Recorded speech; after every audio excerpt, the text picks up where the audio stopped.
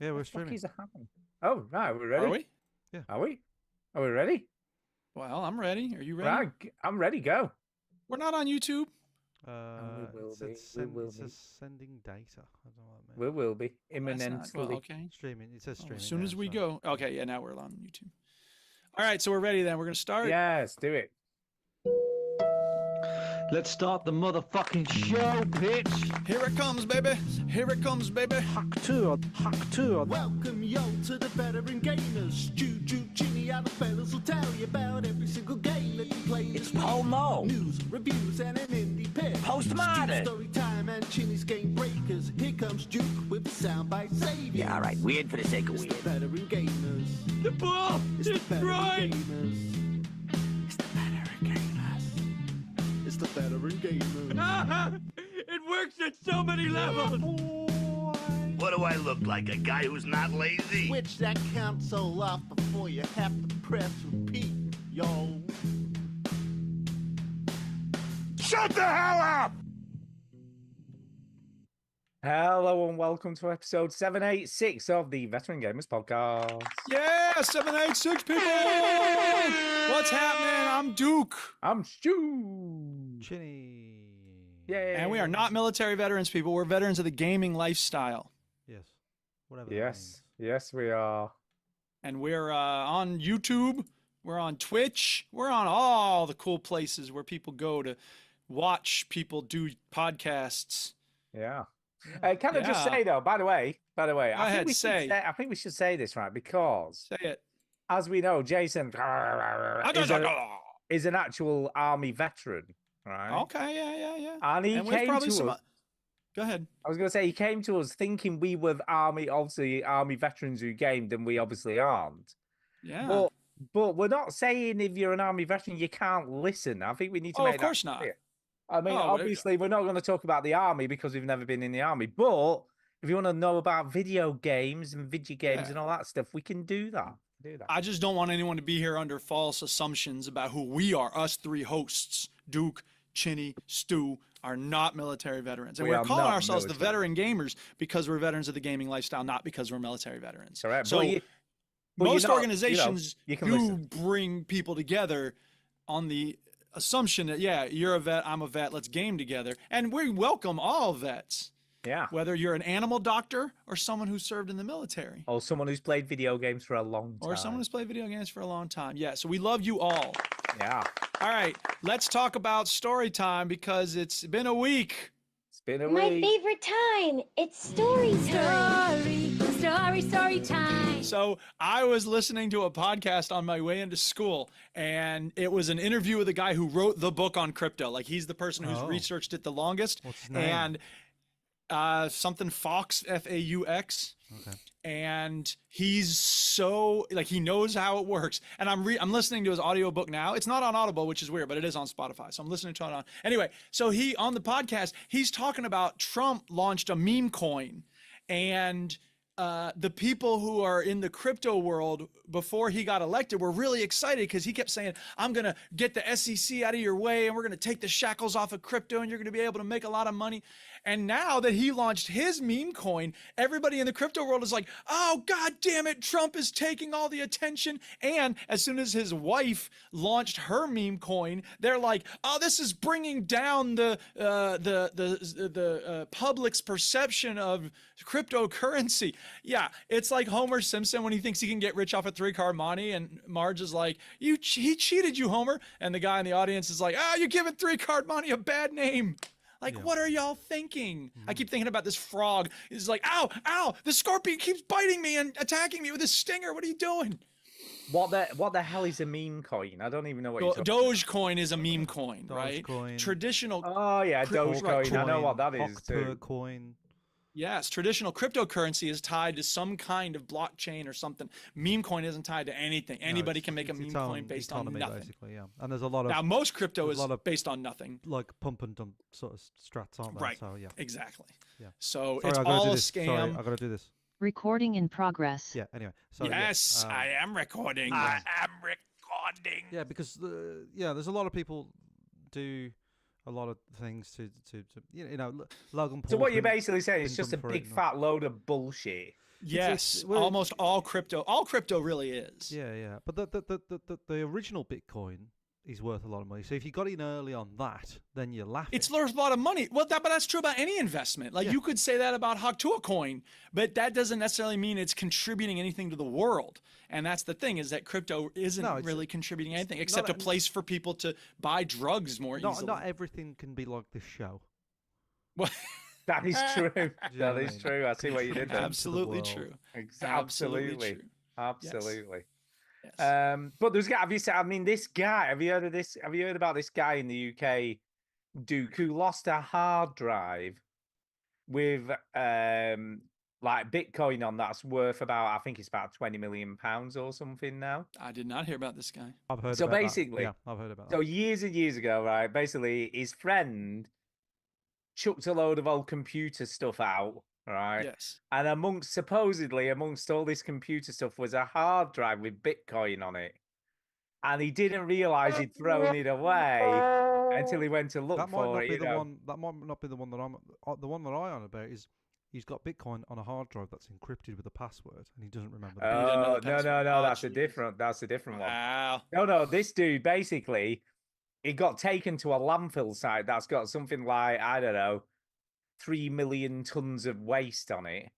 And he was Yeah. trying to do a deal with the local council to try and find this missing hard drive, and said, obviously, if they find it, it'll give them £5 million worth of the Bitcoin that's on the drive and all this sort of stuff. Yeah. And they were having none of it because they were like, well, I'm sorry, but if it's in our landfill site and we find it, then it's our Bitcoin because it's on our land now. You know, you gave up ownership of it the minute that our dustbin men took Yeah, it. keep track of your shit, dude. So he's basically just taken them to court to try and like force them to let him search this, because he's narrowed it down to a certain square whatever. It's an interesting fucking- question about like who owns the stuff in the landfill. Yeah, yeah. The tip, as you call it. So basically, the court like just threw it out and said like, "Fuck Yeah. off! It's not Yeah, happening." I don't blame Because- him. And he's very So- disappointed. If you threw away a murder weapon, right? Yeah. And then Yeah. murdered someone, and then you got the murder weapon? We found it at the landfill. I was like, well, it's not mine. No, Hey. no, Not it belongs mine, to it's the the landfill. council. Nothing to do with me. It's- Yeah, And nothing to do with me. yeah. What you It had your interviewing? name on the handle. This Like- could be any Fred Hey. Thompson. Yeah. I'm listening to the book now about crypto, and the guy goes, he went to this conference about crypto, and he said people kept giving me proposals that felt like pitches for timeshares that I would pay money to not buy into. Oh yeah. It's just he's had a good way of describing stuff. Did you He's hear a very about the entertaining guy. I forgot his name, but like the guy that's based on the Wolf of Wall Street, the original, the main Yeah, one, I know you're talking about. Yeah. He very early on was like like it's all sort of scams. A lot of people are going to scam Yeah. you out of it. It's all bollocks. And then I think it's about like 10 years later, he's got his own cryptocurrency course and he Of sells course, it. Oh yeah, sure. so- Yeah. Well, that's the thing, is that like Trump said it's all a bunch of bullshit, and then he found a way to make money off it, and suddenly he loves it. Same with TikTok. So the whole thing is a bunch of hooey. Anyway, yeah, but he pointed out, like there's this one, I guess Bitcoin, there's an idea that it's like 22 million Bitcoins are all that will ever exist. So the idea is the scarcity is going to make it valuable, right? But this guy who wrote this book said, I looked into it. There were only ever 22 million VHS tape versions of Toy Story ever created. And you could buy that on eBay for $3. That didn't make it valuable just because there's only 22 million of them. So, yeah. It's a bit Don't of buy a funny crypto, how to do, people. isn't it? Because I'll be honest, I don't really understand it. Nobody does. I don't understand it. I don't understand what fucking mining is. I don't understand what they're mining. I don't understand where they're fucking mining it from.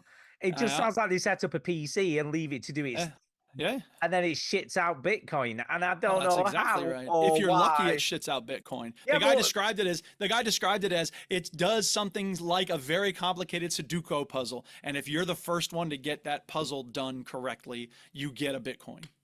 So It just people have sounds- their I don't computer understand it. farms running, and it's sucking up all these resources. Yeah. And meanwhile, people in Los Angeles losing their fucking homes. So it's like, okay. I mean, you're great. describing it to me but I still don't understand Well, it. exactly, because it's all a bunch of stupid garbage. So we Like, shouldn't what- even waste time talking Where's about it, it. where's it spitting it out from, and who creates what it's The looking guy at? who created it was this dude who like came along and proposed it and came up with some code, and then people created the code to go with it, and then the dude who created it just vanished. Nobody knows where he is now. Respect. Stu, So when you said you're explaining it, but I don't understand, Yeah. that could be most of the video games that you play. No, whatever. Whatever. Anyway, let's move on because we're not here to talk about Bitcoin. No, I'm not. Anybody else got a story to tell or something about a health update? Chinny, you feeling better everywhere? Yeah, Hoof, mouth, baby. yeah, feel all right. Yeah. Okay, great. For Then now. we're going to start talking about video games. Stu, Let's you got a talk about- story? No, just- I'm fine. Okay, Everything's great. Here we good. go. Where are you We're all going? ready. Story time's over, isn't it? What you been playing? What you been playing? What you been playing? Other kids in Springfield are SOBs. There you go. Who's going first? SOBs. Do you know, I'm going to say it's not a story, but Uh-oh. just a preamble to Okay. what I've been playing, because Ah, I'm not in what I'd describe as a gaming slump. okay. Well, You're I you just- a P-moles like on Brooklyn Nine-Nine? But The I'm just opposite of not- a slump? I'm just not playing very many video games. I don't and know. You it's- have the most listed in the I document. know, but they're mainly demos, things that I could play in like an hour, half an hour, or whatever. Uh-huh. Because I'm trying to get fit. So I'm out walk. So on every day off now, I'll try and do at least an hour and a half walk. Yeah, but you you got know- a Steam doohickey. You could play that Well, while I you can't- walk. I can't play that. No while I'm- excuses. I'm I just can't kidding. play that while I'm walking. I know.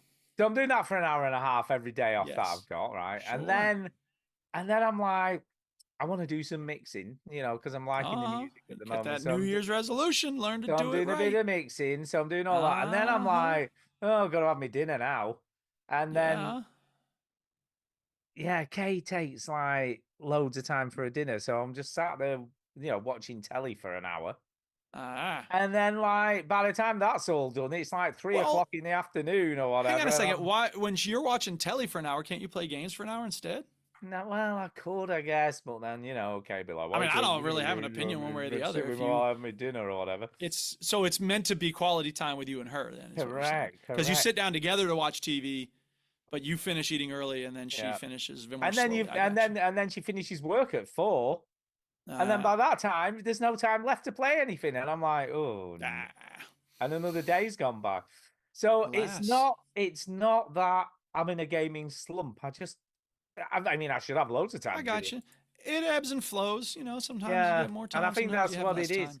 And I don't But the think Duchess is kind of that same way in terms of like taking a while. Because like we'll go out to eat and she'll have a beer and most of the time I won't. Sometimes I will, but she just tends to eat more slowly and drink more slowly. So the number of times we've gone out for a meal and she's still got half her beer, and so I'm just sitting there waiting for her to finish. I'm like, chug, come on. She said, no, I want to enjoy the taste of it. I'm like, I don't want to Kay hear would that batter shit. me if I did that, by the way. So it's a good thing I have the cross stitching because I can do something with my time. And by the way, we handed off the latest cross stitch that I did for the place we have brunch called the Squirrel's Nest, and it turned out great, and they were very grateful for it. So yeah. So anyway, I'm this is biting I'll my keep- tongue, by the way, because you're just basically going on a big thing of like, I don't have time. No, So no, no, just- no. Well, just- listen. And you give me shit Listen, for playing one game a week. I'm going to give you an example now. Yes, okay, here you comes have, an time, example. you have time to exercise and do some mixing. I know. and come up with I'm this gonna- whole tale. I'm going to give you an example of the first world problem I have with video games. blah, blah, blah. Yes, go ahead.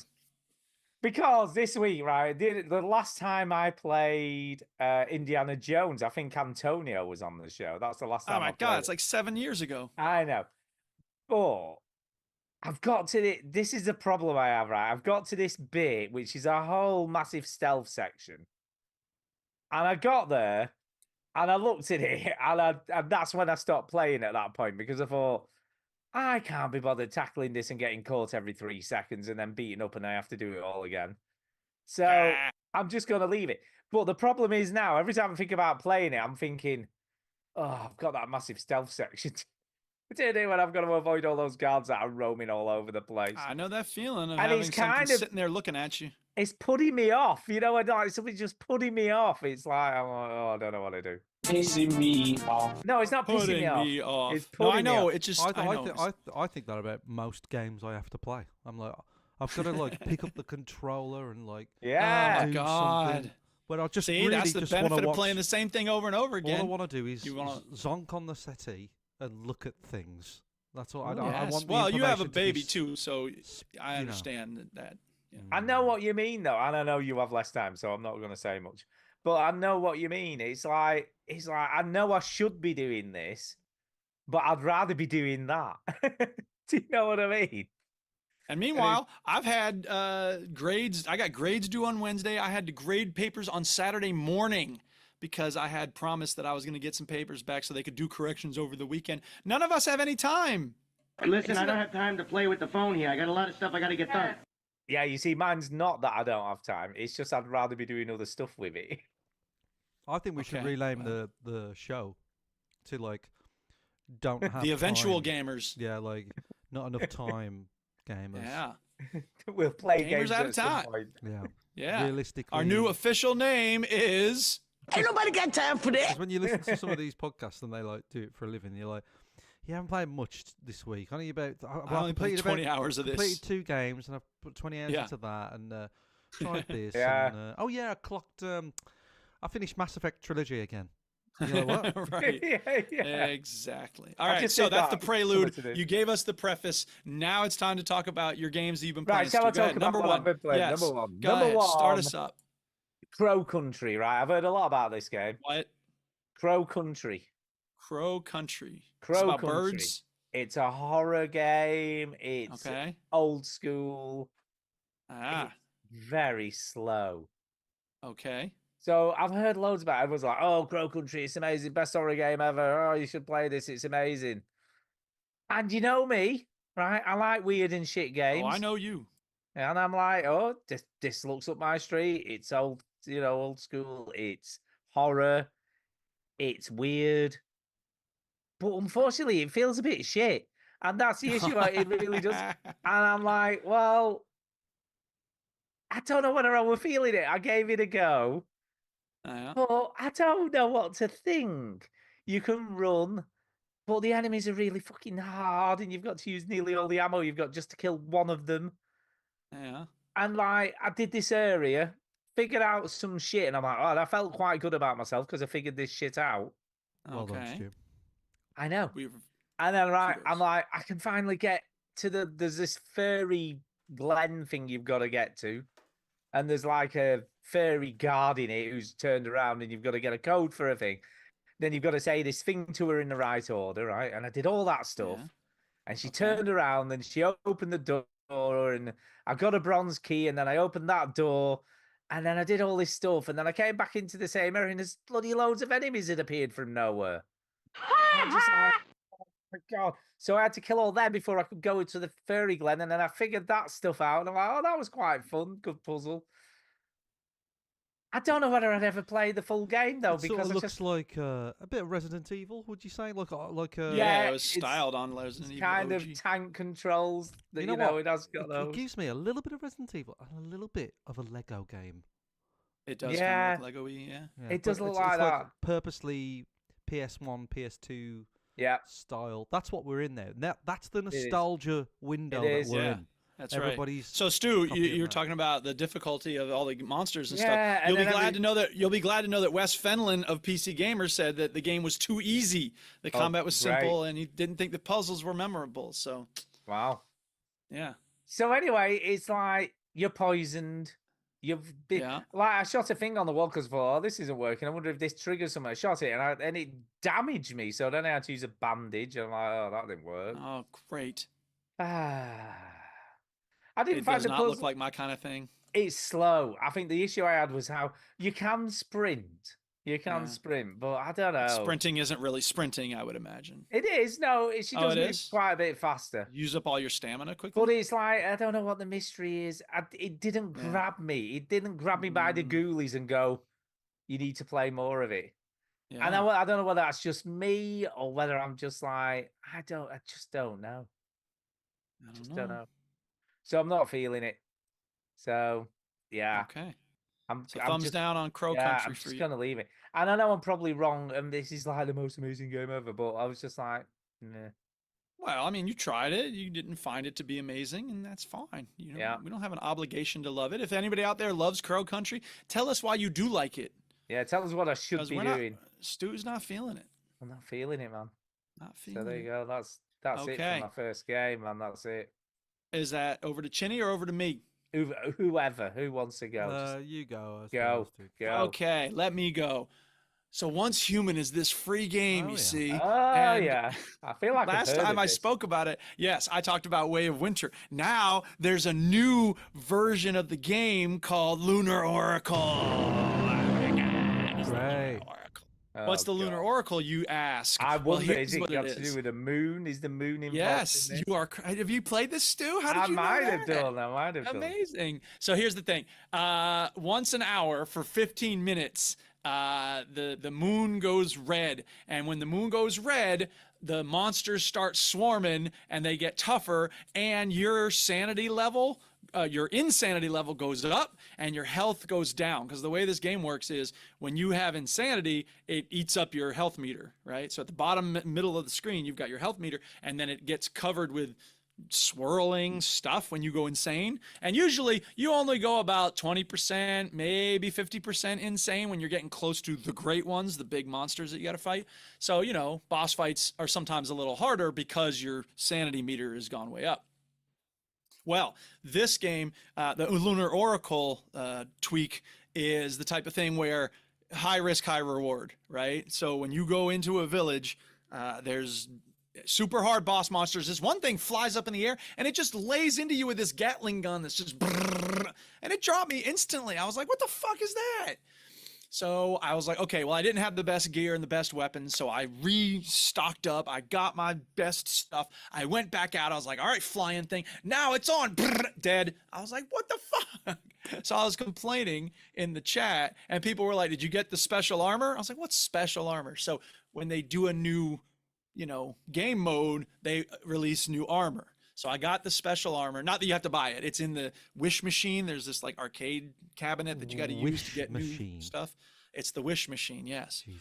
So anyway, I got the new armor, put it on, and I got some mods which help as well, because there's new mods being released for your mods for your weapons, like whatever. Anyway, I still don't really love it because it's still, I don't know, I'll be exploring a town, and like these towns have certain things that you know, you got to activate the rift beacon, you got to find the gear crates, you got to kill a certain number of enemies, kill one of the elite enemies. Like every town you go to has this list, this checklist of stuff, and you get a lot of XP if you do everything on the checklist. So I'm doing all of that, and then suddenly it's like, oh, Lunar Oracle, and I was like, no, I'm almost done with this town's checklist, and I had to run away because I ain't trying to deal with this instant kill thing taking me out. Yeah, and you know, the stuff you get, you have to kill monsters, and they leave those little glowing things on the ground. You go get them, they're Lunar Whispers. You go to get those, and then if you have enough of them, you can go to these special crates and get special loot from those special crates. And the loot's not really all that amazing, to be honest. So I'm just like, whatever. I mostly stay home when it's a Lunar Oracle.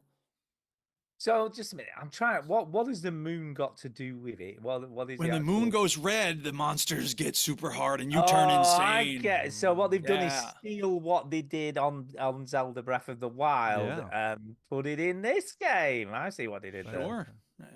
I mean, most of the games are rip off of many other things anyway. So sure, yeah.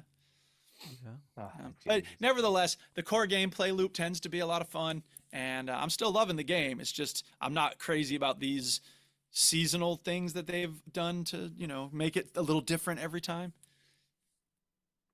Say la vie. They are updating it quite a lot. They are updating all the time, but that's how they get your money, because they want to keep you in. They want to keep. Well, the way they get there, I'm glad you mentioned that. So once upon a time, they had this building kit that you could buy, and it's like, you know, most of the building in this game is you end up with, you know, everybody starts out with like orange walls and green roof, and you have a certain number of things you can use to build your base. Then, like a month after the game came out, they released this like super modern building kit, and it had like glass walls and like fancy like steel frames and all this stuff. So your house looked slick if you had it. it was like $50. And I was like, what the fuck? Who's buying this? And you run around in the server, you see people Somebody's using it to buying build it. their houses. Of course Apparently. they do. So then they just put out another one. It's like a log cabin type of thing. And I was like, ooh, log cabin. That $20. $30. Oh, close, I was so like, close. are you out of your fucking mind? Who? Oh God, it just drives me nuts Yeah, that but people that's are how buying. they get you, man. They're like, Of oh, course you want they to look do. at... And Well, the trouble is, they know that if you're paying the $50, you probably are going to be pretty unique because not that many people are that stupid, surely. I guess. I mean, you know, I don't want to hate on how other people spend their money because plenty of people could make fun of me for, you know, buying video games to begin with. But nevertheless, I'm not giving them. That's the thing. I would give them maybe $5 if they could, you know, give me a little something, something. But they don't, you know, they gave me that suit. I bought the business suit for $1 once upon a time, and it serves me well. And the other thing is I don't have anybody else I play with, so nobody's even looking at my character. So it doesn't, Yeah, it's no just one's for even me. seeing it. What's the point? Yeah, exactly. Right. And then What they is the keep point? adding all this menu spam. Like they see this person going through all these menus. Like I have no, and there are all these indicators, top right corner of the thing, it'll be yellow to be like new something here. And you just, like when you first start the season, every day you log in, like you have to spend at least 2 or 3 minutes going through all the menus. Yeah, I'll get this. I'll get, you know, just confirm that you've seen it and get the little, you know, they're throwing little bits of stuff at you. It's just exhausting. Like, oh God. That's So- I don't know. I want to break this to you now, Duke, and I know you may not I realize know it. this is the way it works in an MMO. Well, this I is a get it. free-to-play MMO. Of course This it is is. what I they know. do. I'm not surprised by it. I'm just saying, like, it's weird, and it seems like it's getting worse in terms of like they want to keep getting you to, because some of them you can't make it go away.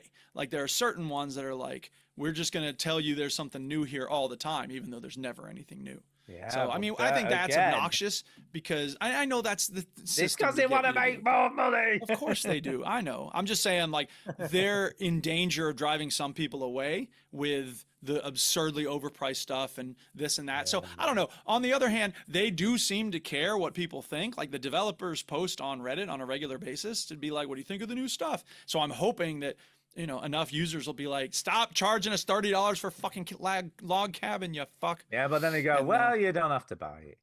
Well, I mean, of course, I'm just saying, like, you know, at the end of the day, look, if they sell 100 log cabins at $30, but they could sell 500 at $10, that's more money. You know what I mean? So they got to do that spreadsheet at some point. So who knows? We'll see. Meanwhile, I'm Yeah. loving the game. Lunar Orbital, not amazing, but the game is still a lot of fun, and I'm still playing it a lot.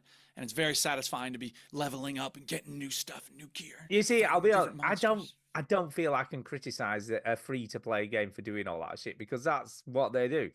I'm not necessarily criticizing it. No, but I'm saying I do feel like we can criticize games that stick that shit in when you bought the game. Oh, you know, yes. you paid Oh, for no it. doubt. New World can go fuck itself. Yeah, exactly. Yes, absolutely. Yeah, because that game, you know, you paid for it. You should just get Yes, all that stuff because exactly. you've already Exactly. paid for entry. Right. Well, yeah. Yep. So anyway, that's Money. that's That's how they my- do it. Money, And I money. keep telling people, you know, people ask me what you're playing. I'm like, I'm playing this New World, man. And I keep recommending it to people because it's free. Like the worst thing that happens is you spend some time on a game that's not for you. So everybody out there listening, go check out Once Human. Yeah, I'm probably not gonna. Well, everybody except Stu, go play Once Human. What about It's you, free. Chidi? What about you, Chidi? No, I probably won't. Yeah. Play it. Just because like the old MMO, like It's just not for me. Here's it a isn't for me. mission, and like it's gonna come back in another, like you know, like what? 10 minutes. Yeah, it just makes Yeah, no but sense. you like The Division. I mean, Yeah, I know. you've Well- mentioned that this looks like The Division, so Yeah. maybe you would like how Division-y it is. It is Division. How do you know? I actually thought that while I was just watching the gameplay. Chinny, we need to talk. Jenny, We need to talk, my man. Do we? We need to talk. How? And somebody pointed this out on the Discord. How did Sifu not end up in your top You know five what? games? I don't know. I think I had a bit of a brain fart there. How? And how did we not? oh wow, you really just remember? overlooked it? Yeah, I totally overlooked it. Yeah. It was like your favorite game of the year when I come to think of it. I'm like, and it's only when someone said that I don't know why I didn't realize that because I don't know how we I should have didn't been giving go. him a bollocking. Yeah, back why? then. Why reason Sifu not on your why- list? The reason Right now, why- you got to kick something out of your top 5 and put it in there. Yeah, you've got to do that right now on the show. The reason why is because I was trying to keep to games that were like 2024 released, No, no, what really happened is you just forgot. No, I was. When I did was, Sifu come out? 2022. Oh, okay. So Sifu, 2022, and I was trying to keep to 2024. Well, you and- didn't even have it in I your got you, like I got you. alternate I know, yeah. stuff. You had it I nowhere. mean, you talked It was about Breath of the literally nowhere. Wild, so if you're going to talk about Breath of the Wild, you should talk about Sifu. But if you just Yeah. forgot, then people forget. That's cool. I totally forgot. People, yeah, it's and the- sometimes people just don't notice things. It happens. You see, because would Manor Lords not have been booted out for I that? can't remember what I put fifth. I was Indiana Jones, wasn't it? Indiana Jones, yeah. I don't know. Yeah, man. I think I would have give it an award, like a special award, as like obsession. Obsession game. That I've actually got something to say about Sifu. Actually. Okay. The last thing I did on it, I was trying to like sort of speed run it a little bit, wasn't I? Yeah. I mean, you played this game to shit. Yeah, I played it a lot, and so I was trying to beat the game while being like without losing a life. But then I was like, well, there isn't an achievement for that, but there is an achievement for beating the game under 25, and I was like, all right, that I can do that. And That's doable. And I didn't lose a life till the last level, and the last level's rough, man, as you can imagine. Yeah. Yeah. And you don't have to keep them alive and shit like that for that, I'm guessing. Well, like, you can only die like 4 times, basically. No, you don't have Or to 3 times. keep all the bosses alive. You don't have to save everyone. Do No, you? no, You no, can no, just- no. Just kill them. No, yeah. So I was like, right, okay, I'll do that. And just before Christmas, I was trying the last level. I was trying, and this is when I was obsessed with seafood. You know what I mean? This was before the Game of the Year show. I was like really trying to do it, and I couldn't do this last level. I was trying so hard, and I put the game down. It's not a big deal. I put the game down, and I hadn't played it for like 2 weeks, and I was playing Indiana Jones, and I played Astrobot, and I finished Astrobot, which I'll talk about in a bit, and I finished Astrobot, and I was like, oh, you know what? Like my muscle memory's gone now, so I don't know if I can play. See, this is the trouble with games like this. You've literally got to keep going. I haven't agree. You? Like Sifu is a muscle memory game, right? Yeah. Like, it's all about muscle memory. However, are you building up to surprising yourself with like first stepping away helped? First try, I did it. Wow. Did you? Wow.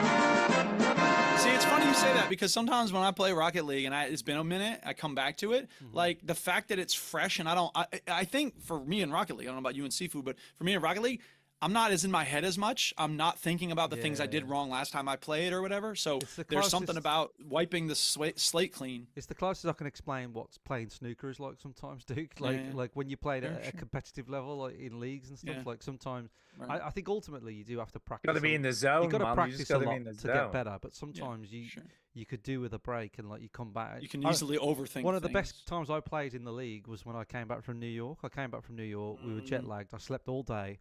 I woke up about 6 and I said to her, I was like, I might go snooker actually. And she's like, oh, you might still be tired. I was like, whatever. I knocked in a 44, 42, like just battered them. And it's just weird. But Sifu, I just came back to it and nailed it. Like just first try, no problem. Cool. I was like, that's awesome. And I didn't. It didn't even feel like I was going to do it first try. See, you could have a special award next year. You could have. This should have been in the top 5 last year. Game I should have mentioned last year.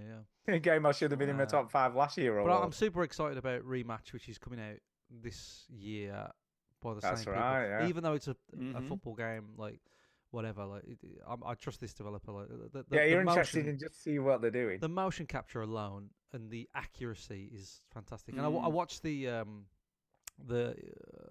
Secret Levels show, with episode of this. Are you aware of this show, Secret Level? I'm not. So basically, okay. Oh wait, yeah, no. So, this is on Netflix. Yeah. No, it's not I watched Netflix, the one from New World. Is this Prime. different from the one on Netflix? It's on Prime. No, I watched it on Prime. Yeah. Right. Arnold Schwarzenegger is in the New World one, which is pretty interesting. So basically the gist of it is there's a company called Blur, right? And Blur are responsible for basically most of the really, really pretty cutscenes that you see in video games. And they got, remember in like Halo Wars, like back then they were doing cutscenes for them, but all these like big budget, like massive cutscenes, like basically the ones that are not gameplay or in engine, they make the big budget cutscenes for video games. They made a show called Secret Level, and each episode is a different game, and some of them, like one of them's Concord, rest in peace. But one of them's like Dungeons and Dragons. One of them is Pac-Man. One of them is Warhammer, and one of them is Sifu. And I've only watched the Sifu one, and it's like a really condensed version of the story, and it was fantastic. It was absolutely brilliant. So if you've got Prime, have a watch of that. But yeah, really enjoyed it. So yeah, I'm obsessed with it. Loved it. I think it's just a great world, great music. Yeah. So I've finally got the achievement for beating it under 25 and under 50 because you get that at the same time as well. So done. Sifu done. Yeah, no messing. Mm. That's pretty cool. Shall I talk about my next game while I'm here? You can do. Although you've nothing to come back to, then have we? Well, yeah, all right. Come back to me. Come back. Well, we've nothing to come back to. I played another demo this week, which actually I didn't know whether it would run on the Steam Deck, but it did. It's a demo. It's a demo. What demo is that, Stu? Slitterhead. Shitterhead. Slitterhead. Okay. Slitterhead. Slitterhead, Explain. which is another horror game by the developer who made the original Silent Hill. Right. So I was expecting So big first things. Pyramid Head and now Slitterhead. Slitterhead. Was that Silent Evil, the Pyramid Head? So Yeah, you're gonna love that. You're gonna love the setup for this game, Duke. Okay, let's hear it. Completely up your alley. Yeah. So you're like a disembodied spirit Uh-huh. who has amnesia. Amnesia, yes. All right. Can't remember anything. Does anyone here not have amnesia? I'm a disembodied spirit and I can't remember shit. But the trick in this game, so the mechanic is you can inhabit people. So just like that puzzle game with you get into the clock and whatever, solve those mysteries. Yeah. What was that? Your game of the year last year? That's not quite my game of the year last year was Until Then, which didn't have a clock, or you didn't inhabit other people. No. But there's that puzzle game you were loving last year where you got into. Oh yeah, slightly like that, like that, but not like that. Go on. No, in this game you can sort of jump from animal to person, from person to animal, so you can. Okay. So you're not getting into lamps and inanimate objects. No, it's only living. More things. Prototype-like. Okay, yeah, it's only living things. Okay. And you can, so it adds this extra dimension to combat. So if you're in a boss fight, you can jump from one person to another. So once one person gets killed and has their head ripped off or whatever, you can then jump into another person to carry on the fight. And as long as you don't get killed while you're inside the body, you don't lose a life, sort of thing. You know what other game that sounds like? Go on. Driver San Francisco. Oh yeah. Copying, plagiarism. But there's some proper, I don't know, there's things in this game that I don't know whether I was completely comfortable with. Go on. Okay, such as? So, Chaz, there's one bit where part of the tutorial, so it tells you to do it. You can inhabit a person like high up in a block of flats, for instance, or on a roof.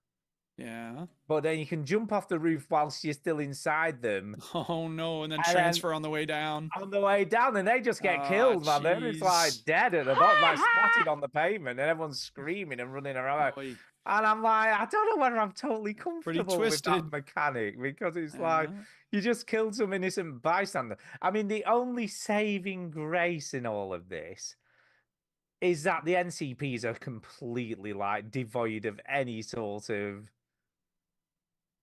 like personality or anything. So it's hard to identify. Like being in them London, I suppose. Yeah, like being in London. So I think I don't know whether that's done on purpose by design, to sort of make it more palatable that you just jumping off a building and then transferring at the last second and they die, but you don't. Yeah. I don't know, but I found it a little bit weird. Like you can see on the screen, the actual this whole game looks pretty weird. Are pretty cool. I mean, they're pretty cool. And they're hidden in plain sight. So it's a bit like Body Snatchers thing. So these people have been taken over and you've got to sort of like track them down and kill them, I guess. Yeah, get them. Slitterheads. It was all right, but I wasn't completely blown away, if I'm being honest. And the boss fight I did was pretty cool. And there's certain people in the world who have like, when you possess them, have special powers. So they're like more superhuman than an average person. more human than human. So they have to sort of give you different abilities and stuff when you're fighting as them. I got you. It seems pretty cool, but I haven't read great things. I mean, a lot of the reviews are fairly negative about it and saying that it's Yeah, not. I was gonna say it's like 60 on Metacritic. Yeah, it's not getting. But I mean, whatever. reviews Like, really if good. you're enjoying it, you're enjoying it. And I thought it sounds was like you're alright. kinda okay. It's I've not been convinced to play the full game again from the demo. I've just been like, yeah, it was all right. And, I finished the demo, got to the end of it, and it's like, put it on your wish list or whatever. And I was like, yeah, probably won't. Yeah. But I don't know what I'm Okay. like. I feel I'm just like down on everything. So I'm just totally down. Well, I mean, you played 2 demos that didn't do it for you. That's right. That's It right. happens. Yeah. So there you go. That's my there you go. second game. Yeah. Well, here's the thing, people. You know how I keep playing once human, you start over, you do it again and again. The best part is like starting over. When I finished New World recently, all the DLC stuff, I just started over again, and I'm having a great time going through that again. But I haven't really talked about the DLC. So last time I really talked about New World, it was the main storyline. I killed the main person, or the big boss, and it was like, okay, you've brought peace to this land. And then there's this cutscene where it's like, they clearly made it right to like lead into, give you a bridge to the DLC. And it's this thing of like, the main boss is like being sucked back into hell or whatever it is. And she's like, you have no idea what you've just unleashed on the world. no. Your battle is only just beginning. And it's Oh, like, dear. why did I do all that work then if I've actually made things worse by killing this monster? Whatever. Anyway, the DLC is called Rise of the Angry Earth. And there's 2 areas where it takes place. One is this big desert area with a lot of Egyptian themed, locations and monsters and stuff. And then there's this other area that's like the Angry Earth. It's like flowers and plants and glowing stuff everywhere. Doesn't look very so angry. well, they lull you in by looking pretty, and then they eat your face. Okay. So yeah, I did the first part in the desert area, and it was, the quests are all pretty much the same in MMOs. There were some interesting spots. There's some interesting characters, and then I thought I was kind of maybe done because I had found a list of the quests, and it ended with this one that I was doing, fighting this big boss, and I was like, yes, I did it. And they're like, all right, now we got to go to this other area. I was like, shit.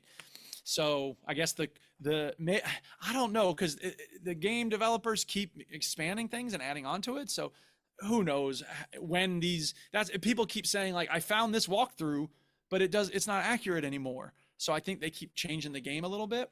So whatever. Yeah. And the second part, the second area you go to is filled with all these really colorful plants and weird monsters that are plant-based. The story involves this person who helps you in the main part of the game now hates you because she feels like you've taken advantage of the earth and its bounty or whatever. And so now she's like trying to get you dead by marshaling all these animals and taking humans and putting them into these pods and turning them into food for plants or something. I don't know what the fuck's going on. But over the course of the game, you have to go and get all these different like kings of the animals to help you out. And they hate you at first. So you have this gorilla that you got to convince to help Why you. does And he's everybody like, hate you in this game? Yeah, why does everyone because hate you? the lady who's like the speaker for the earth has told them to hate you. Oh. She's like, okay. So what she says goes. Is that what happens? pretty much, yeah, because she's never steered them wrong before, but she's clearly lost her mind. And so you prove that you're the greatest Sounds warrior like, ever by defeating. Sounds like the leadership in America at the moment. Yeah, it does. Yeah, exactly. So you defeat some of the head gorillas before the king gorilla, and he's like, you are a proud warrior. I will listen to what you have to say. And then you have to go convince this mastodon to not hate you. And then there's like a lion you got to deal with, and there's a minotaur in the middle of a maze. Not to hate you? By basically fighting one of their, best friends, or the lion has like a. Why can't you like bake Yeah, a cake or yeah. something? Why can't you just have a chat? I know, What right? about a chat? It's over funny a how cup of everything coffee? in this game comes out to be another I'd love combat, it if one of the fighting missions another was boss. just like, you know what, it's cooking mama now. Like, you're just Yeah. baking a cake. It would be. It should be something other Yeah. than. I mean, even if it's just like, tell you what, hand me my foot massager over there, and I'll be cool with you. Just You sit know, like down and something have very a small. chat. Just have a Exactly. chat. Well, you have to do that too, but then it's like, okay, you have convinced me of the truth of your words. Now you have to prove that you are a noble warrior. Now list your top favorite films, and then I will judge you. Exactly. So anyway, There is no way that eventually the Matrix 2 and 3 should be in that list. What are you talking about? you have to go fight Medusa, and you know, it's What? the final The boss fight is Medusa, what? With like the snakes on Medusa. it, snakes on her head and everything. Yes, Nice. and you gotta Does be she turn careful into because stony? She looks at turns. One of the Minotaur is like, I can't believe this woman double crossed me. She's a skank. I will help you kill You her. really can't and you're believe like, it. yes. She's got snakes for hair. Yeah. Well, it's not Turns actually people to Medusa who's double crossed stone. you. It's this other lady who's the If speaker I for the met a planet. woman with snakes for hair, I'd be Yeah, suspicious. yeah. So anyway, So do you, you you go. have a shiny shield that's like a mirror? So Well, you can- no, it's not quite like that. But here's the thing: you have this Minotaur helping you out. And at first, I was like, "Sweet, me and this Minotaur gonna go kick ass." And then Medusa's like, "Aha, I got you!" And she turns the Minotaur dude to stone, and suddenly he's not even in the fight. And you're like, "Shit!" And she's no, like, 'cause "Now I he's gotta stone." I gotta recharge my stone powers." And while she's recharging, you gotta kill her. Sure, So but just a that's minute. She how that works. recharges her stone powers. Wow. I hate to break I this to thought- you, Stuart, but there's some stuff in this game that doesn't make a whole lot of sense. I thought or she maybe was a I don't god. remember I right. thought she just had stone She powers. has a recharge bar, Stu. Yeah, she does. Apparently. It might not be recharging stone powers, but maybe I just dodged out of the way enough or whatever. But it's not, you're not actually in danger of yourself. I never got turned to stone personally, or maybe she turns you to stone temporarily. I think somebody may have You haven't injected you lived. with something that's like, it's like, oh, this will keep you from being turned to I stone just a minute. Are you permanently or just something. trying to justify the game No, mechanics? I'm trying to remember what it did. It's Oh, been a God, while the since I've played this. anti-stone So. injection. I know, right? Well, that's how you get into this part of the map to begin with, Sounds because like, if you haven't, Batman. Yeah, it does. yeah, exactly. If you haven't bought the DLC and you try to go into this area, like these spores just kill you right away. So in order to get you into the area, you have to visit someone in the desert region who's like, drink this and you won't get killed by It's the like, spores. it sounds like the Adam West Batman stuff, like the shark repellent spray. Yeah, it Right. does. Like, when like Hugh used to give James Bond like the exact, Something for the exact everything. gadget sure. that he Yeah, needed. exactly. It's like Oh, if yeah, you might totally. be trapped underwater during this mission, so here's the exact thing that you might need. Yeah. Here's a Lotus Esprit that converts into a submarine. I just wish Yeah, like Just Hugh on the off gave him like chance. a gadget was like, right, here's this spring, and if you ever trapped on like a thing, like a big hill, you can like bounce off it. It's like, did you use it? Yeah. It's like, no, I didn't use it. I didn't And you fall see this- underwater. I didn't do That it. was This fucking here- useless. This makes your Omega watch into a landmine by pressing this button once, and then you press it twice to arm it, and then you throw it on the floor, and it'll blow the shit out of Did you use everyone. it? There you go. Yeah. No, I didn't use it. Yeah, Actually, look, my foot got blown off. Actually, the mission was really easy. I just sort of like shot the guy in the head, and it was all I pressed over. it twice And- by mistake to And look Medusa at the time. just had to and fuck me. recharge her stone power, Yeah. so it was very That was easy. right. Yeah. I only wanted to start And- the stopwatch, and I blew my face off. Oh, I got the jam trousers now. Eddie Izzard. Uh, So yeah. anyway, New World, it's fun. And like I said, as soon as I finished, I was like, all right, time to start over. And now I got a new Jesus character going Christ. through. It's a lot of fun going What's through, wrong with leveling you? up. Yeah, I I've don't know got what a I problem. don't know how you do. that It's do you know what that. it I is couldn't do it. like because Slippers, I've comfy had the shoes. experiences that exactly the experience Stu's had trying new things, not very interested in them, and not a whole lot of time. I want a game that I know I'm gonna like. A game that it has that dopamine every time you level up. You know, there's sounds, there's music, there's stuff on the screen that makes it very satisfying that is the minimum when that I I'm look looking for for is the thing. stuff on the screen. It is total in a stuff game. on the screen. No, but I'm saying like when you level up, you hear the level up noise, and it makes the dopamine in your head go off. So I played a you know, video game that's why I called love Blank, and it starting was over. just blank, and it was like it, Yeah, it didn't yeah, it's meet just no stuff the on minimum screen. requirements.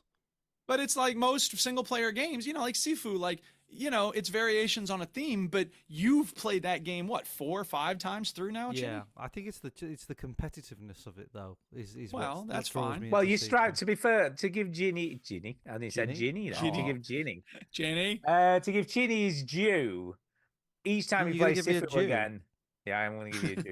That's not- To give him his due, Mountain Dew? every time he plays it again, he's targeting a different goal. He's Of course. Mm, Well, I'm using know a that. different weapon when I play New World now. I don't know whether that's the You've same. said a thing, It's but not it's the not. same. It's not the It's same. totally not the same. It's not the Of course same. it's not the It's same. not the These same. two I'm just things are not joking. the same. I'm just looking for that dope. You know, most Yeah. games you reach a plateau. You know what I mean? Like it's fun at Have first. you ever when thought about do just smoking crack instead?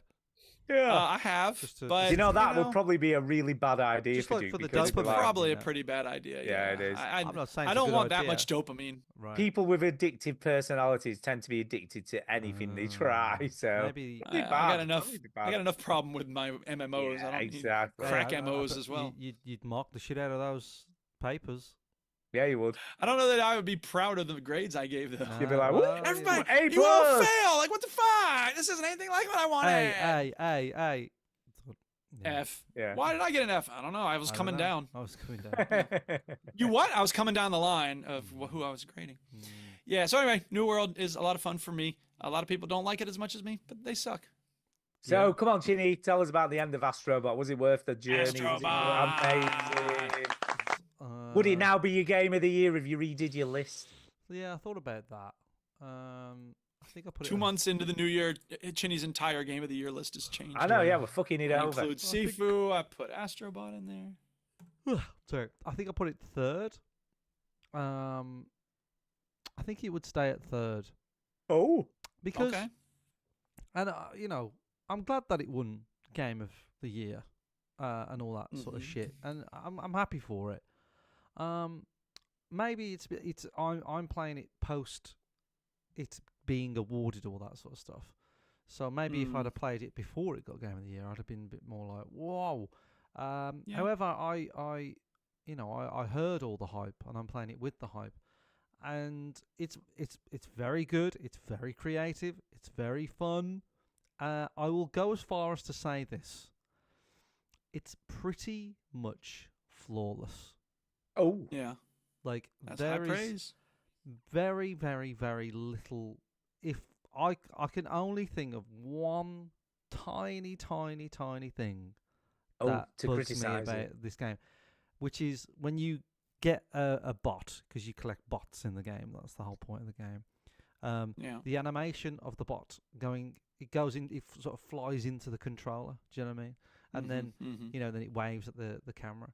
That animation is a bit long, like a little bit long, like just like a second. That's a or pretty two long. minor complaint, to be A fair. second. You're going to Like, criticize it you've for seen a it on the second. screen now. No, like- but he's looking for something to say. yeah, It's like, not it's like, but always what- glowing. My point is, like, this game is pretty much perfect. There is, Yeah. that is And the let me only ask thing this: that how bugged me. often does that animation happen? A Like, are you seeing lot. that a lot? Yeah. A okay, lot. Like, fair enough. it just happened when I was talking then, and now it's happening again on the gameplay. Like, Yeah, it's happening a sure. lot. Gotcha. So yeah, it's bang on. Like, it's absolutely bang on. This game does not slip. Do you know what I mean? It just does not. Look, there's a load of things in this game that they're all like really, really clever. Like choices, like just things like, oh, I died on this boss and I don't have to watch this cutscene again. Do you know what I mean? Like things like that. Like, you know, or being rewarded on every little thing that you look for. Every little thing that you hit in the game has a funny little animation. Every bot that you collect, and bear in mind, I think there's about 317 now. Every bot that you collect, when you go into the hub world where they all sort of chill out, when you have to unlock, you know, those gotcha machines. You can buy every bot has a gotcha like add-on. Do you know what I mean? So for example, I'm trying to think of one on the top of my head. Like I don't know if this is the actual one, but like Nathan Drake bot has like a little wall that he hides behind and then like shoots or something like that. I don't know if it's actually that, but it's something like that. And like the Tomb Raider, there's a Lara Croft bot, and she, if you in the gotcha machine, you unlock a boulder, and when you walk around the crash site, she's just constantly running away from this boulder all the time. Nice. And when you hit every bot, they all have a custom animation that is to do with what their item is. Do you know what I mean? They will interact with their item. Sure. Like the detail is incredible. The sense of discovery. She's got a new hat. The sense of reward. The sound. The music. Oh my god! The music in the hub world. I was obsessed with for like a week. I was like, I can't get it out of my head. I got it on Spotify. I was like, this song is brilliant. Wow. And Duke, you can play it because we won't get marked for it because it's a video game. Sweet. But I have it right here. Here we It's go. called. Turn down for what? We'll get marked for that. We'll get marked for that. Oh my That's god! this What am I looking episode for ban. here? If you type in Astrobot crash site music, crash site Oh music. god! You just knew we were gonna do it, Yeah, didn't you? So that's that. That's that. This episode banned from YouTube. Yeah, it's Uh, your fault, Ginny. That. Yeah, I know. So, like, I haven't felt this like so much joy and fun from a music track since like Ocarina of Time. So yeah, this is it, and it'll kick in. It'll kick in. And it's very, very catchy and very fun. And here we go. It's like the Bonanza theme. Yeah, It is, I would say very it's a bit country, Western yeah, sounding. Yeah.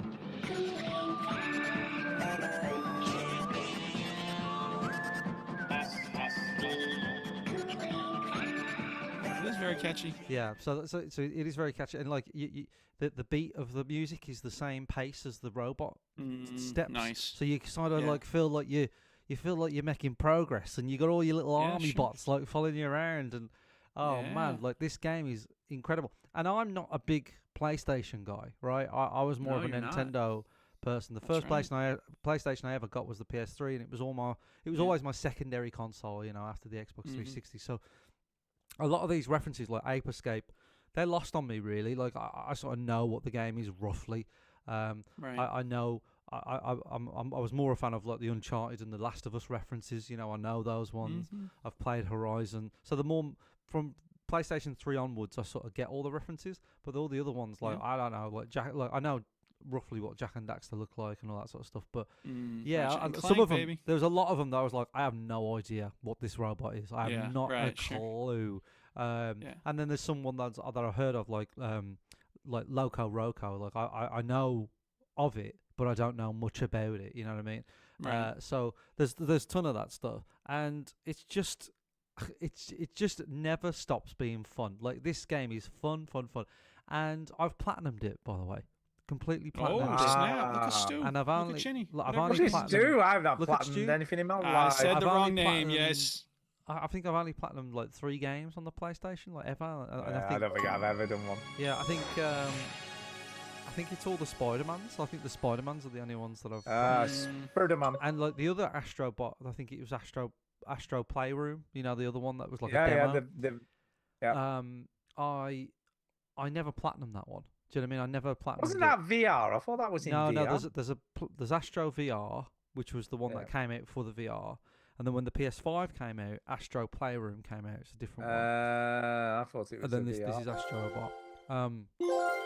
Yeah, there you go. So You're welcome. what was the other thing I was going to say? There was something else. I can't really remember, but it's non-stop fun. It's fantastic, and you know when you've got all of the bots, there's like this like super hard level at the end when you've got 300 robots, and I did it, and I loved it. I just thought it was brilliant. Just absolutely brilliant. So much fun.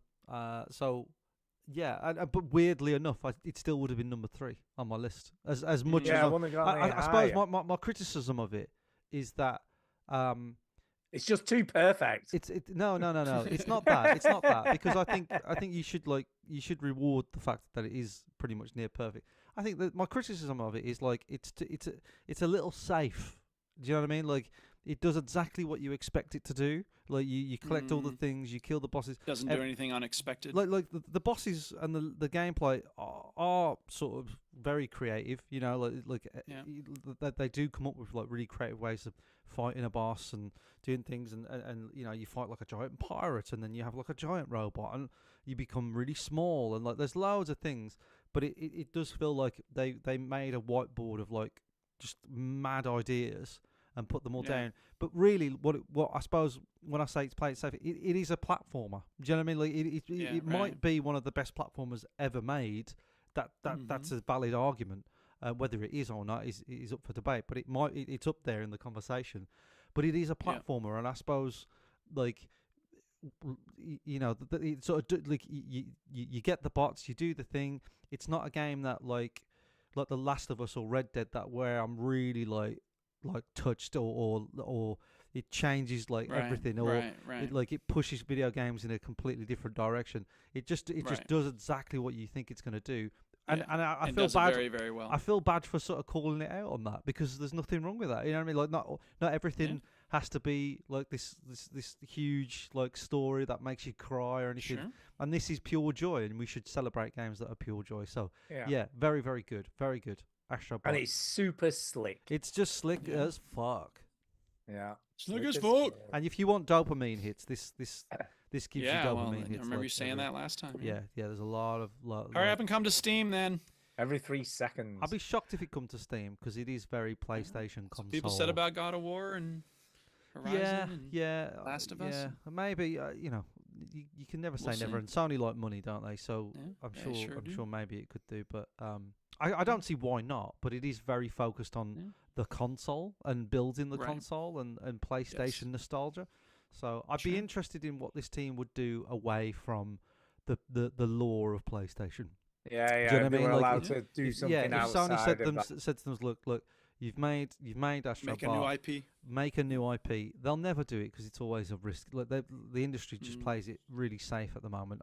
Well, yeah. Like the film industry, they're all playing it too safe. So I'd be shocked if they did anything different that wasn't Astro related. but- Well, it's funny you should say that, Mike. It's Mm. funny you should say that, because look at Robbie Williams' fucking biopic or whatever the hell you call it, right? yeah, is that the Monkey Better Man? Is it The called Better Man, it cost over £100 million to make or whatever Yeah, it was. and It was biopics very- are a trend, by the way. So that should be a Oh, yeah. safe bet. Yeah.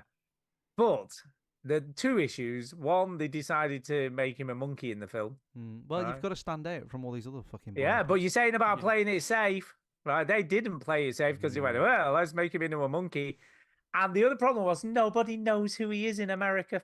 Just They nobody do now. I knows. feel like they do now. Like Well, they don't. They don't. I Because think they even do because of this movie. I think like people it's, do know. they it. don't. They It's don't. made They don't care about him. worldwide. I think they don't. Worldwide, it's made $50 million. $50 million. No, I that's think it. it's just Americans don't care about him. Like They don't know him. They don't know who They he is. They didn't. didn't know but who since he this was. movie, I've just seen TikTok Well- after TikTok of Americans going, this Robbie Williams. So they know about him now. They just Well, they don't care about do, to but watch they it. still don't know who he is, did he? Because he's a monkey. So they Ah. still don't know who he is. But anyway, it's failed miserably. It's bombed at the box office. It's making less than $100,000 And a then day. I think now the in Bob Dylan America. movie's got 8 Academy Awards nominated. Yeah. So Well, it's been nominated for 4 Academy Awards, to be fair. So it has been nominated for the awards, but nobody knows who he is. No one knows. yeah, they I mean didn't when play you it safe. compare it to Bob Dylan, who's like an international No superstar. one knows what it's like. Yeah. to I'll be honest, Robin though. Williams. I actually don't like Robbie Williams that much, but I am interested in watching it because it does look kind of interesting, you know, that they've taken this angle. He's sort of a strange character, isn't he, Robbie Williams? Because Yeah. he's a very good singer, but he's kind of not likable sometimes. Well, but sometimes he's he is not likable. he isn't a great singer, to be fair. If you hear him live, he's not great. Well, but he kind of, I don't know, he comes across as very arrogant, doesn't he? But Yeah, I he don't is. think he is. Like, I think he's like half arrogant, half sort of funny. But like I think the problem don't is, it's know. not that he's arrogant, but he comes across as a bit of a twat. a little bit. But he is He's a little bit bipolar, of a isn't he? twat. So he has sort of Yeah. things So going he's a on. little bit of a twat. Yeah. But he does some very funny TikTok videos. Did you see the one of him walking around and nobody knew who he was? He was wearing all these really flamboyant clothing. Yeah, I saw that. Yeah. And I expected everyone to come up and ask for his autograph, and no one does. But again, though, he's sort of joking in that video, isn't Yeah. he? It's a sort of, like, piss having a laugh take. with It's a it, piss take. Yeah, he sort of says like, "Oh, I would have been mobbed in the '90s and that sort of thing." Yeah. Look at me now. No one cares. No one Anyway, knows who we I went am. from Astrobot to Robbie Williams, so that's good. It is. It was a good segue. Yeah, I've only got one more game to talk about apart from the Play My Game, bitch. And I really wanted to like this game. I really did. Oh, a lot of Because- people. Yeah, like what this game is that? A lot of people like it. Because one of my favorite developers is Smogo, right? Who did Year War, which is still one of the standout memories I have in video games because it's such a clever game and it's so cool. And Device 6 was really, really cool. And I love that game as well. And and I just so wanted to love this. And Sayonara Wild Hearts, I really love that game. And I'm like, how am I not going to love this game? Because I love everything else they've made. I like all the other stuff they've done.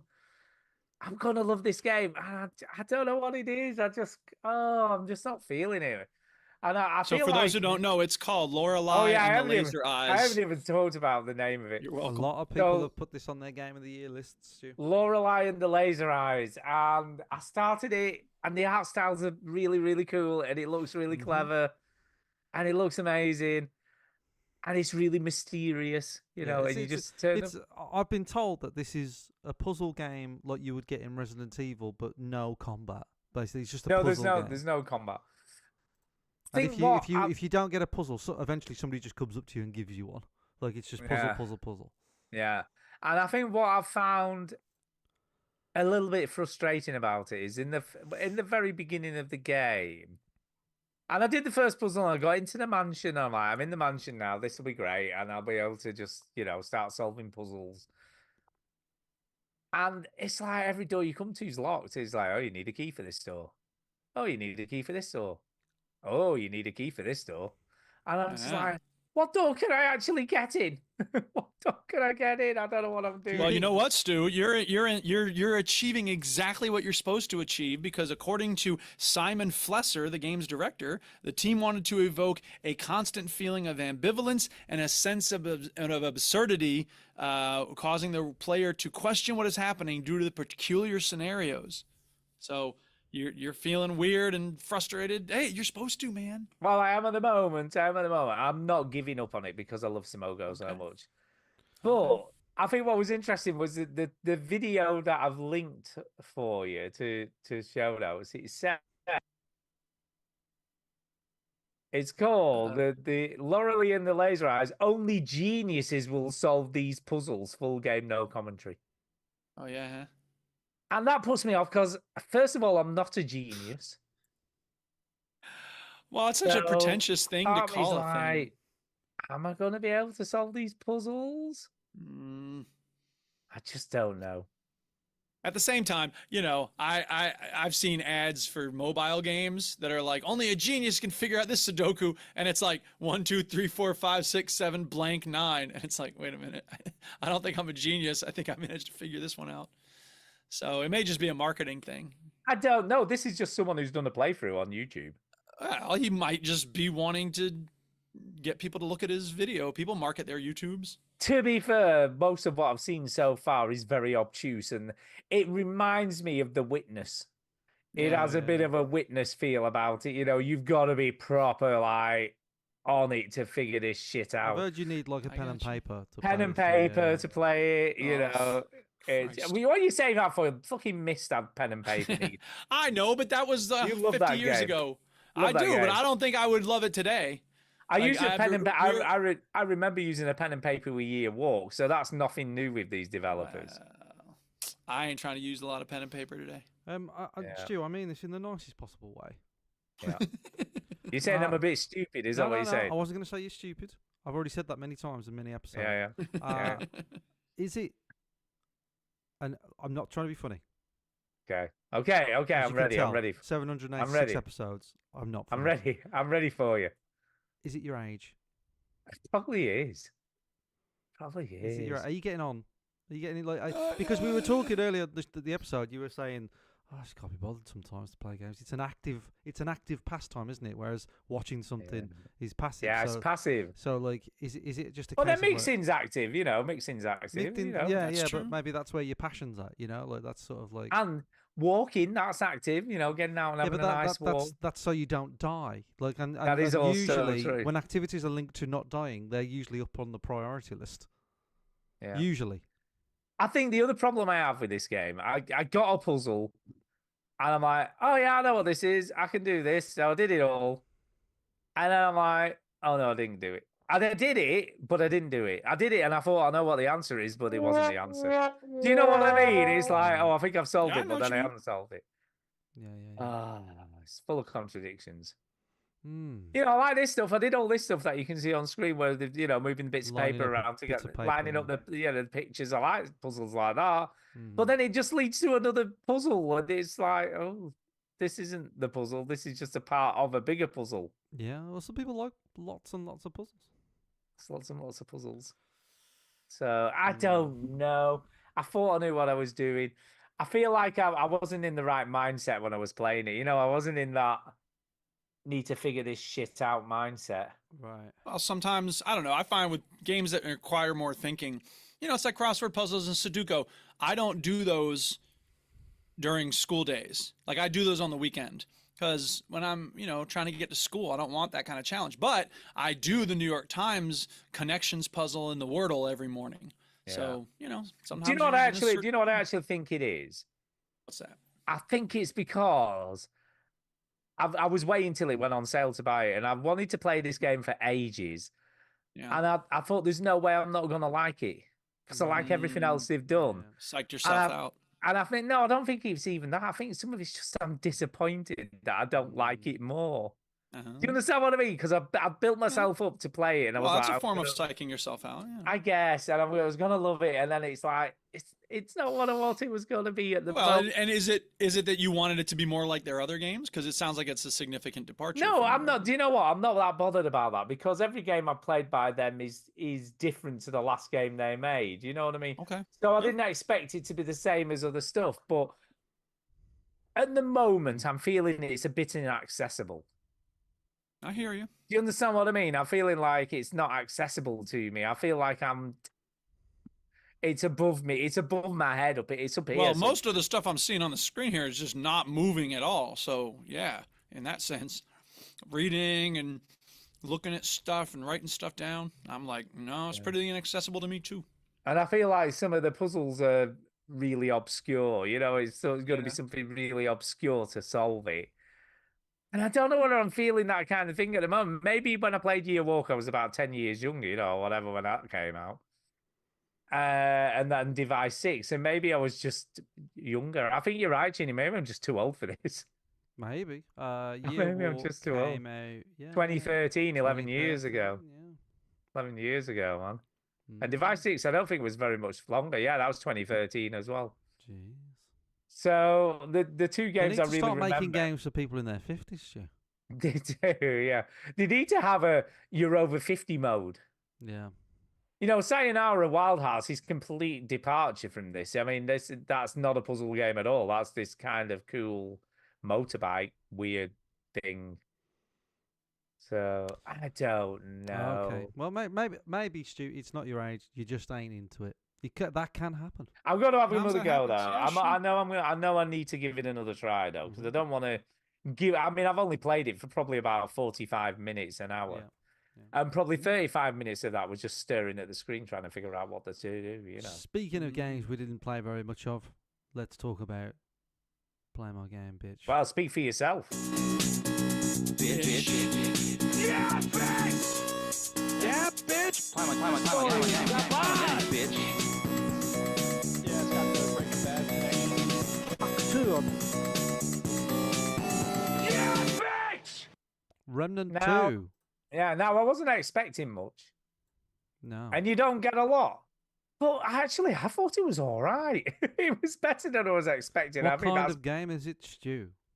it's a third-person co-op action game set in a kind of very Last of Us type setting. It so wants to be Last of Us. I actually Yeah, wrote it down does. in my notes, like, you Yeah, ain't it fucking does. Last of Us, man. Get the fuck over yourself. It Because the isn't. music, they're trying these cutscenes, and they're introducing you with your friend, the main character, and it starts off with this whole, like, that's 3 times I saved you. It's 2, and you're fighting about whether they've saved your life 2 times or 3 times. And it keeps happening with this thing that's like, oh, we should get that cough looked at. Oh, I'm fine. She's about to turn into a demon or something. Fuck out of here with the cough. Yeah, she's a demon. She's going to become a demon. The dialogue is just weak, and the cutscenes are it's like walk 5 minutes, like cutscene, open a door, cutscene, shoot some monsters, cutscene. Now, I don't hate it. It sounds like I'm hating on it, and I'm not. It's just that what I kept thinking when I played this game is that gameplay wise, it's kind of a lot like Once Human. Like you're running around shooting weird looking monsters, dodging out of the way. There's a roll mechanic in this, and there's a roll mechanic in Once Human. No one cares about it. Yeah, no one cares. Do you know what? I played a lot more than I thought I would. Yeah, I was the same, right? My expectations were very low going into this. But then I actually played it for about an hour. hour and a half. I got to the Did you hub get to world. that big boss fight? Yeah, I did the boss fight. I got couldn't to get the hub. boss fight. I think I was supposed to level up my gun before I took on the boss fight. You talking about the one in the room where there's the upper No, level and the lower I did level? I did a first boss fight because you do kind of a boss fight Oh, at like right the near first the one beginning. you meet up with. Yeah, like like, a big. It's like a demon tree or thing. something. Yeah, like a tree Yeah, yeah. demon. Okay. I got. Wait, And that was pretty sorry, go on. good. I enjoyed Yeah, it's that. all right. I was It like, okay. Yeah, that's pretty good. I quite like it was that. pretty decent. Yeah. And the voice acting was all right. I was like, It was it's all right. It's It just, serviceable. I didn't You like know, it. it's not the best dialogue in the world, but it's fine. Most of them sound fairly normal.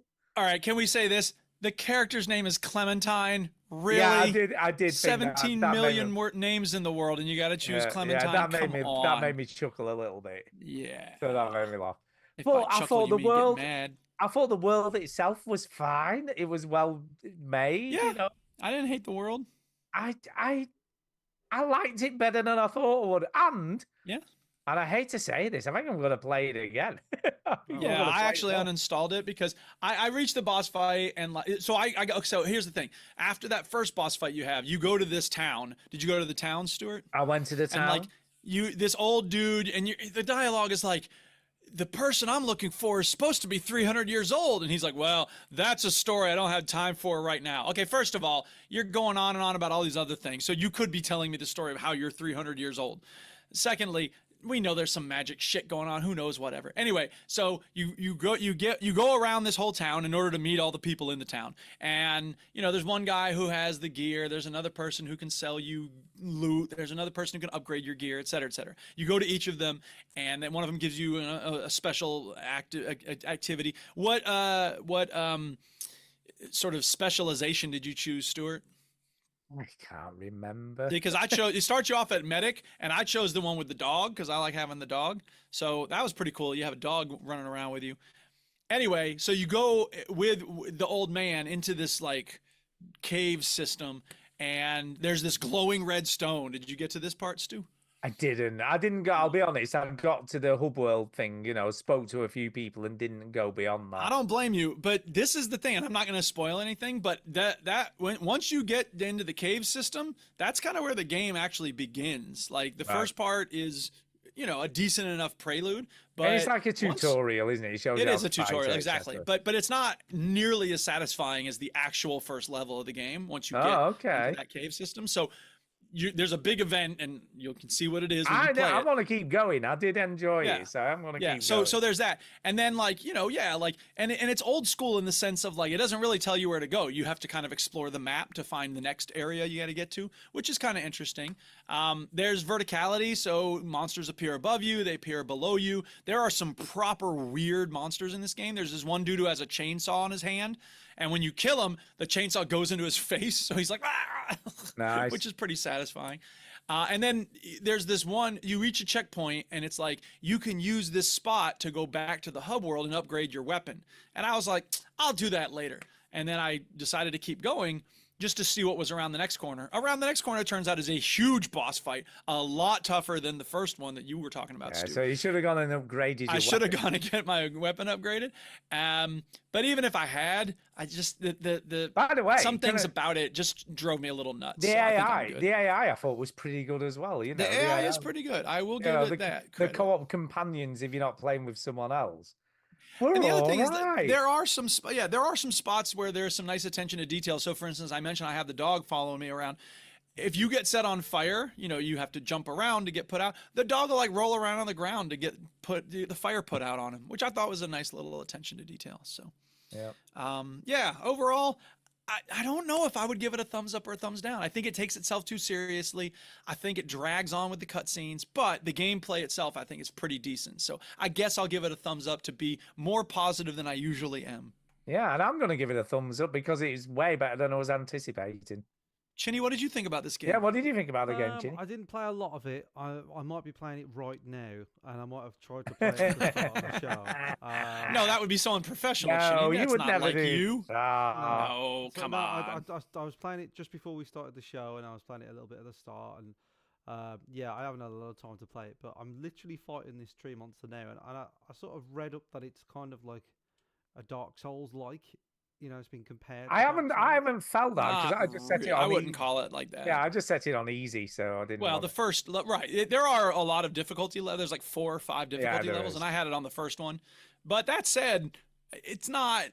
I mean, I played Dark Souls on the easiest. Like, if there was a difficulty, there's level, no difficulty level on Dark Souls. So anyway, but I found it not unforgiving, but not very forgiving either. Yeah, I'm finding the tree root mantis. Yeah. Mantis. Yeah, no, it's fine. Like I didn't hate it.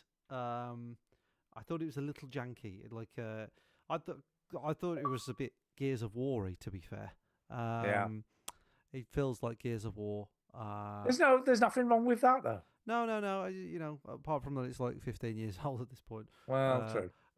Well, older than that actually. But yeah, so I just thought it was okay. It does. Now you said that, it does feel a bit old school, but I'm all right with that. No, yeah. Bit of nostalgia. I would think that it sort of takes itself very seriously. I'm not sure it hits the tone that I care about too much, but it's not terrible. Like, it's not like it didn't offend me. It just sort of felt like it didn't offend me. I don't know. Put it on the box. It didn't offend me. It felt like, how can I explain? Just it didn't drive you crazy. A part of me's like, why have I never heard of this game?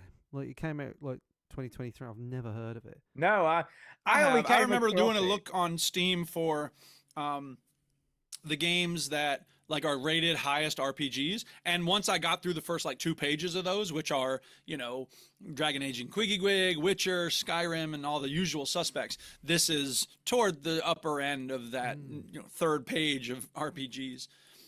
So I think I was curious. It looks all right in terms of like graphics and stuff.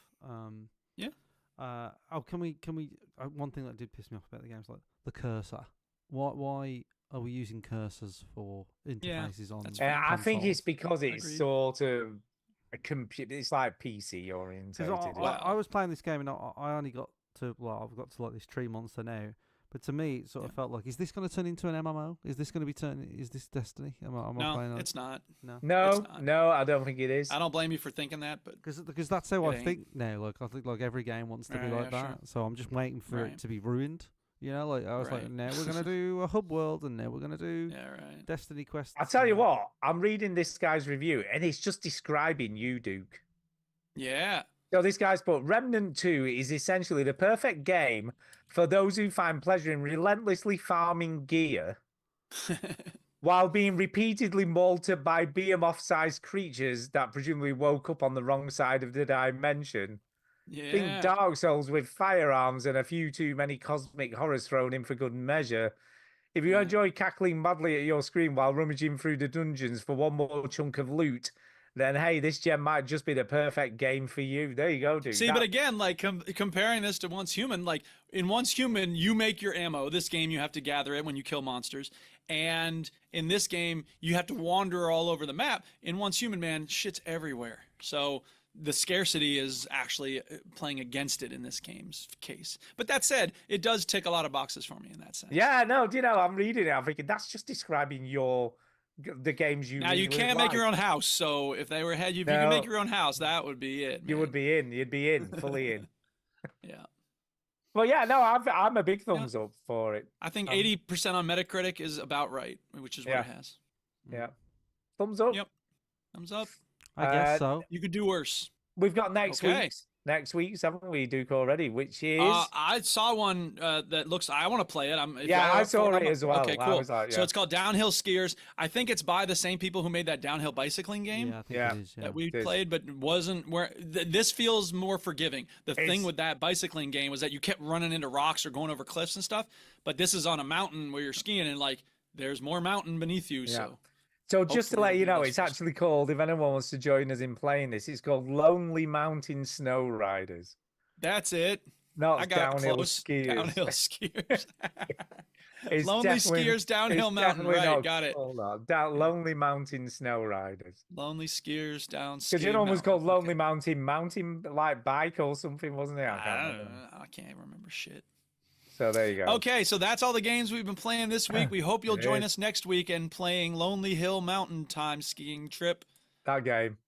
Yeah. What's next, Sue? Emails. We've got loads of emails. Let's do these.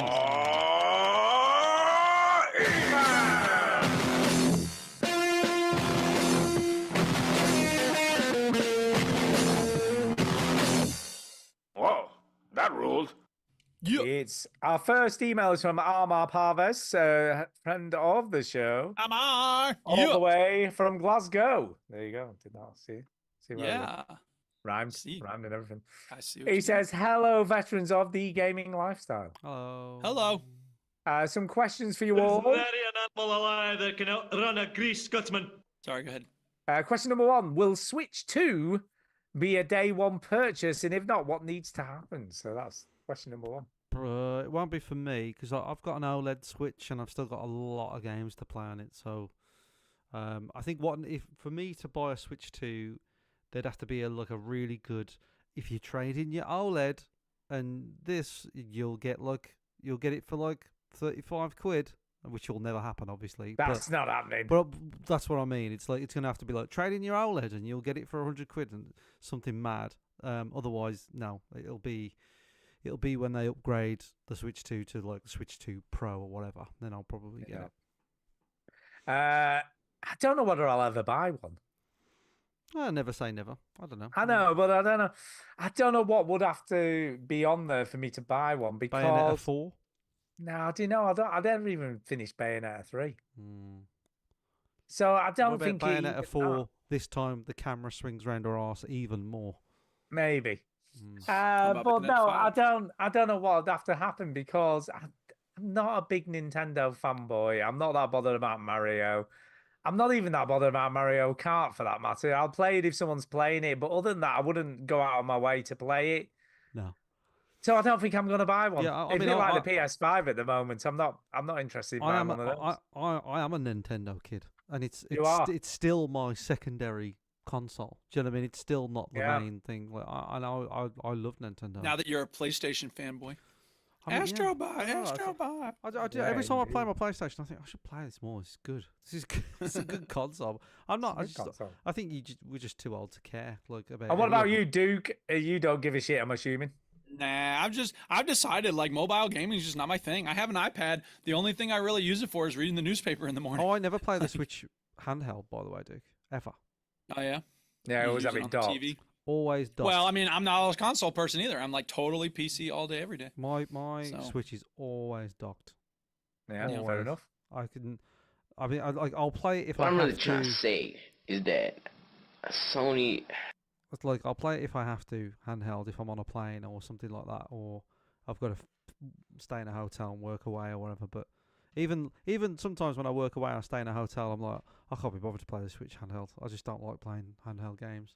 So. You know. You see, whereas I'm the opposite. Give me a Steam Deck, jobs are good, and I have a dock for it, and very rarely dock it in the TV. I just find it really uncomfortable to play handheld. Yeah, I just don't. Yeah. I don't know.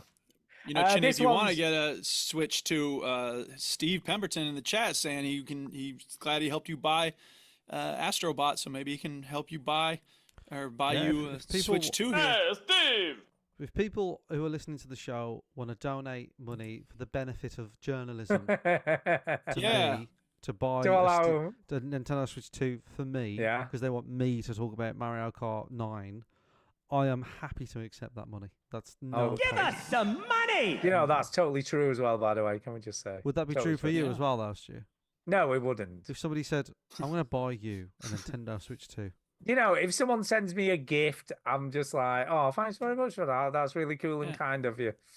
But I don't ask for handouts. I would I feel do. so guilty. No, I would feel no. so guilty if someone were to do that. I had a student one time. We were talking about Kindles back when those first came out, and he was like, "Do you think you might like to have a Kindle?" And I was like, "No, I like reading paper books. I've never really tried one, but I don't think I would like it." And he fucking gave me a Kindle. I was like, "I Nice. can't take this. It's way too generous." And so he was like, "I insist. I already threw away the receipt. I knew you'd say that. Just take it. I appreciate you being my teacher." It was very nice, but I read like two Edgar Allan Poe short stories because Now they're you- free. now you use I didn't it wanna as a spend money on coaster. it. It's fucking's in the closet. Like I never use it. I've never touched it. No, I So- see. So the difference with me is that I will accept it guilt free. Yeah, oh yeah, we know what you're like. And I'll play it going, Yeah. oh God, think of all the hard-earned hours he had to do, or she had to do to afford this, and I've got it all. Yeah, Uh, that's right. But yeah, And that's on eBay. No, I'll put it on eBay. No, I'll probably wait. I've got so many games on my Switch that I want to play. Yeah. That like honestly, that will probably take me a few years just to play those. So there's no rush for me to get a Switch 2, and 2-3 years time they'll be like Switch 2 Pro, and now it's got a better screen and all this sort of stuff. So, Switch to giant OLED screen. and I'll get that. I think I'll get that because I do enjoy Nintendo games, and I suppose what, I've got to be careful what I say here, because if they announce a new Mario game, I'm of fucked. course they're going to It's do over. that. I'm Come fucked. on, Like a That would be the 3D best way to sell the Switch a 2 or a new 3D Zelda Mario game. game. No, well, Zelda doesn't draw me as much, but a 3D Mario game, I'm like, oh boy. There's one coming, you know that. Anyway, here's one for you specifically, Mike. Hello. In the very, very early episodes, you expressed a strong liking for Assassin's Creed games. I used to love Assassin's Creed. Who didn't? Do you still enjoy them? No. Will you be getting the new one next month? No. There you go. I think short and sweet. I think we all. And we don't pull punches here. We all liked Assassin's Creed. We did. It was a cool. It was a cool thing. I think because it was revolutionary. Yeah, it was revolutionary. It was doing things that we hadn't seen before, and it was a huge part of that 360 PS3. And it looked generation. amazing. It looked amazing. 2007. It looked amazing, but for me, it was the fact that you could. I don't remember a lot of games where you were climbing up buildings. I think it really changed the nature of gaming because it added verticality in a way we'd never had it before. Seen that stuff. It wasn't just grappling hooks. We'd had grappling hooks. We had like games where you jump up on high things, but this was the first game where you could climb up somewhere high. I think without Assassin's Creed, maybe we don't get Breath of the Wild in terms of like climbing up cliffs and stuff. Yeah, no, you're right. I think that's sort of like Assassin's Creed 2, Brotherhood. People didn't like Revelations. People didn't like Assassin's Creed 3 as much, but Black Flag, like that era of Assassin's Creed, I think people forget how amazing and how big Assassin's Creed was. Like, and I know Valhalla was huge. It was a huge game, Valhalla, literally and commercially. But it was such a big deal and such an amazing thing that we'd never seen.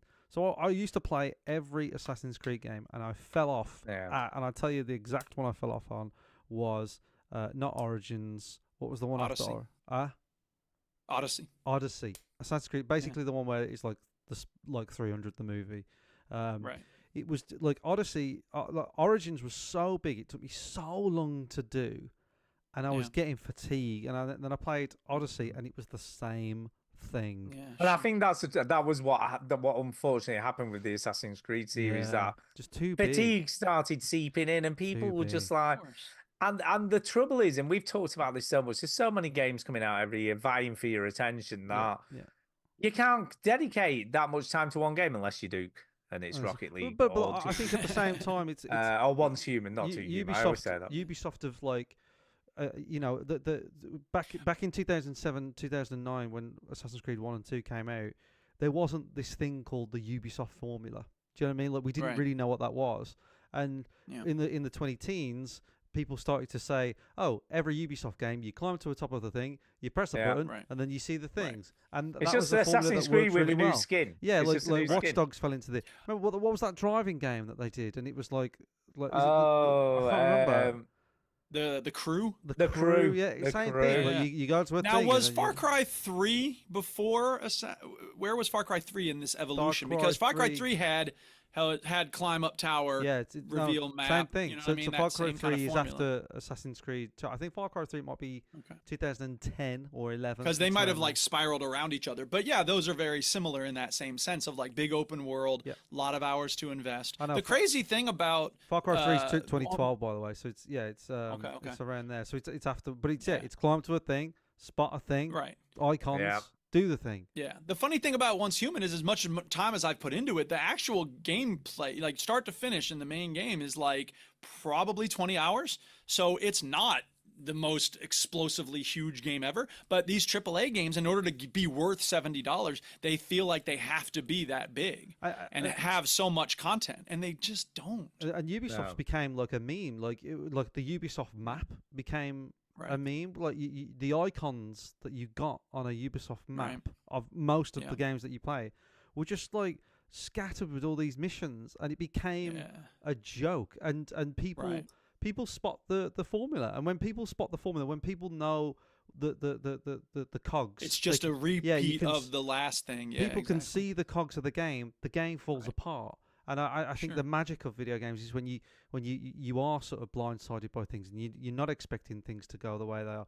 So that's why like Indiana Jones is so refreshing, because it's a game where you don't shoot a gun very often. It's not Uncharted. Yeah. It's something completely different. So I think gamers enjoy that. And Assassin's Creed just sort of fell off for me. And no, I don't think they're bad games. I think they're still good games, but they don't Yeah. really like tickle my fancy. They can't have the anyway. same power they used to have. And And there's nothing in them now that we can't get elsewhere, I guess. And maybe. I've heard, I think Mirage was a decent effort. It was a small Assassin's Creed game, but from what I've heard, that people have got embargoes on because they've played the new one, Assassin's Creed Shadow. Very underwhelming. Very much more Assassin's Creed that we used to. Here we go, like same thing again.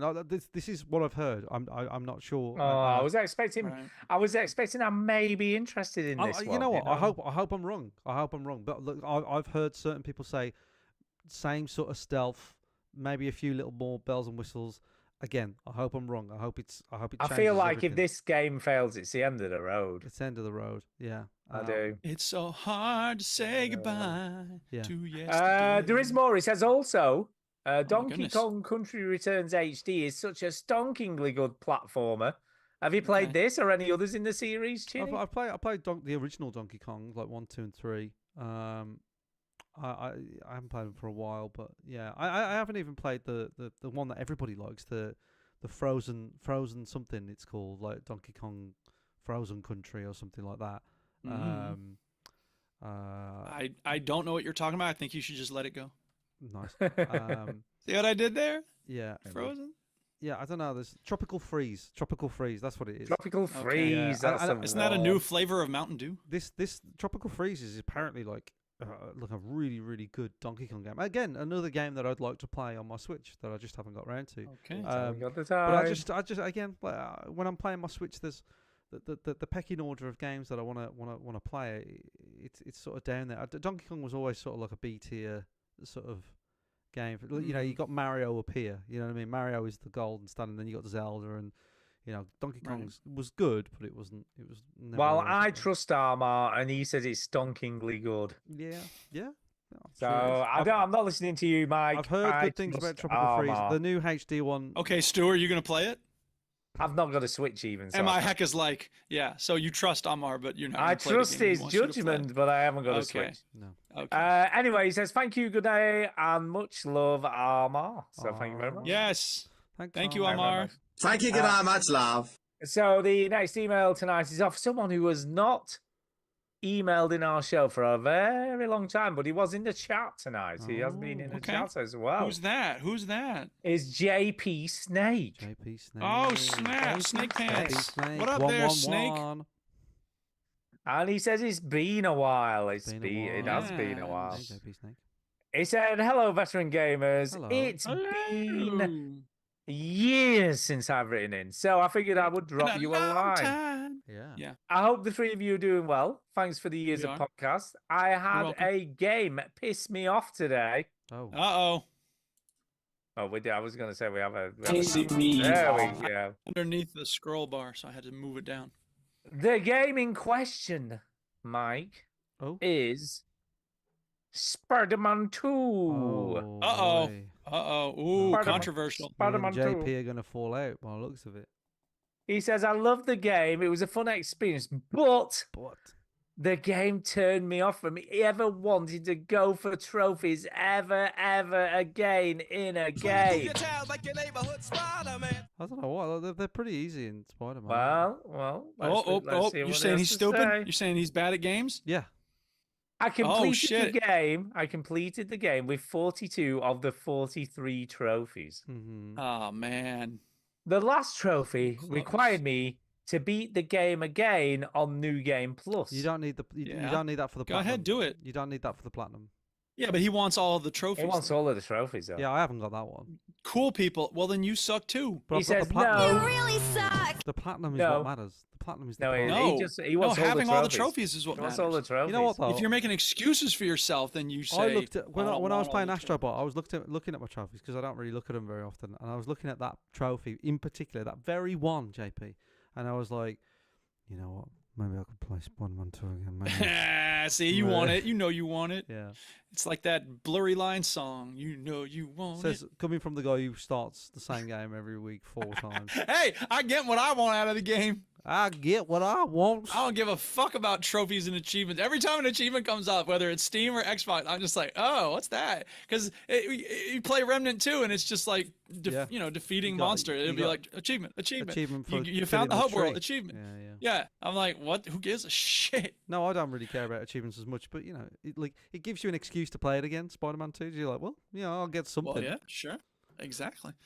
Spider-Man. Anyway, he says, screw that. I am not wasting my time doing the exact same thing I just did for a single trophy. Do it. This game, I'm done. Do it in It 10 years' broke me. time, JP.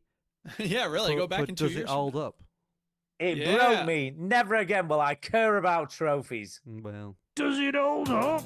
yeah. Also, Also, Avowed comes out on Game Pass on Feb 18th. Duke, See? Here it comes. I I'm looking DM'd forward you to the it. first trailer on Twitter a couple of years ago, and you Oh totally... man, I haven't been on Twitter in ages. Don't even think of finding me there. I'm on And- Blue Sky, baby. Go find me on Blue Sky. That's where the And- kids are hanging out.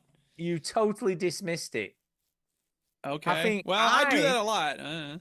I think you will like it. It looks good. I just said last week that I'm looking forward to Avowed. Exactly. Be well, So gentlemen. I don't know. I'm sorry I was dismissive before. That's my bad. Just for Thank the you record, for letting me know. Duke dismissed Rocket League and Yeah, Minecraft. Duke dismisses I just everything. I didn't like Minecraft at first. Don't so, take it I personally. don't never listen to my first opinion about anything. Lots of great games coming out this year, Jake. Yes. He is correct. All right. There is quite a few games I am interested I don't in. use Twitter, man. Orcs I Must use Die. Gadzor. Orcs Must Die So- is coming out in 2 days' time. Orcs Must Die. Yeah, it is. Yeah, it is. Yeah, it is. Anyway, David has emailed Anyway. us. David Thatcher. David. I wonder if there's any relation to Margaret Thatcher. He is. Who That's his knows? mom. Maybe it's his. No, maybe his great grandma, more likely. Anyway, No, he's a very old person though. maybe he is. So He David is. says, "What's with all the rage? What is with all the rage?" He said, the other month. He said, "Now then." I wonder if he's from Yorkshire. Now then. Now then. Now then. The other month, Duke was talking about how he came into contact with some rage players. Yes. I have now experienced this firsthand and wanted to email in. I Ah, was playing Call of Duty Black Ops 6 last night. I decided to play Search and Destroy. I used to play that game mode back in the day with my mates on COD 4 and COD World at War. Yeah. I was sniping, racking up some kills, helping out the team when some kid Nice. said, and he sounded about 12, by the way, "Oi, Mhm. David, what the fuck are you thinking you're doing? You got me killed." Alright. So we have a How little did you get him chat. killed? I don't know. I'm about to find out. Yeah. I apparently, by going to the same spot that I had been sniping from all game, blocking a window that he couldn't jump out of, got him. Ah, why'd you block the window? They would have won. Which is nothing to do with me, right? I told him he shouldn't have followed me. That's his fault. There's a lot of other windows you could presumably go through, dude. Like, why do you gotta go through that one window? So he got upset and he said, "I don't care if you're sniping the king of fucking England. You've blocked the fucking way, you fucking twat." And I He sounds told like a him, fun, happy person, this kid. I told him to calm down and watch his language and to stay quiet and grow up. It's only Say a it on the game. street, it's a knockout. But you say it in a tweet, that's a cop out. I was about to mute the little gobshite when I heard him say, "My uncle's a farmer with a shotgun that I can get a hold of. I'm going to hack into your account. I'm going to find out where you live. I'm going to shoot you and your mum, you fucking psycho." Sounds like it's on. stuff you'd say in 2007. Like, this is, Well, for these 12-year-olds, it's always 2007. yeah, I suppose so. Old, I just- old. On a minute. So I'm the psycho. But you're the one with the alleged gun threatening to shoot people. So I laughed and I said, "All right, go on then." And then I muted him. And most importantly, reported him to Xbox. Yes, report him to Xbox. There you go. What on earth? I am completely dumbfounded. He started raging at me because I upset him in Call of Duty. No, that's not it. Sorry, go ahead, finish the email, and I'll tell you what I think. I will tell you now that I don't let anyone or anything upset me.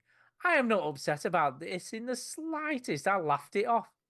Do I think this kid has access to a shotgun? No, of course I don't. I think this kid can hack my account? No, of course he can't.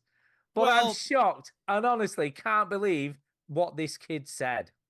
So we don't know what people are capable of. Like, you obviously don't live in the United States if you don't think he has access to a shotgun.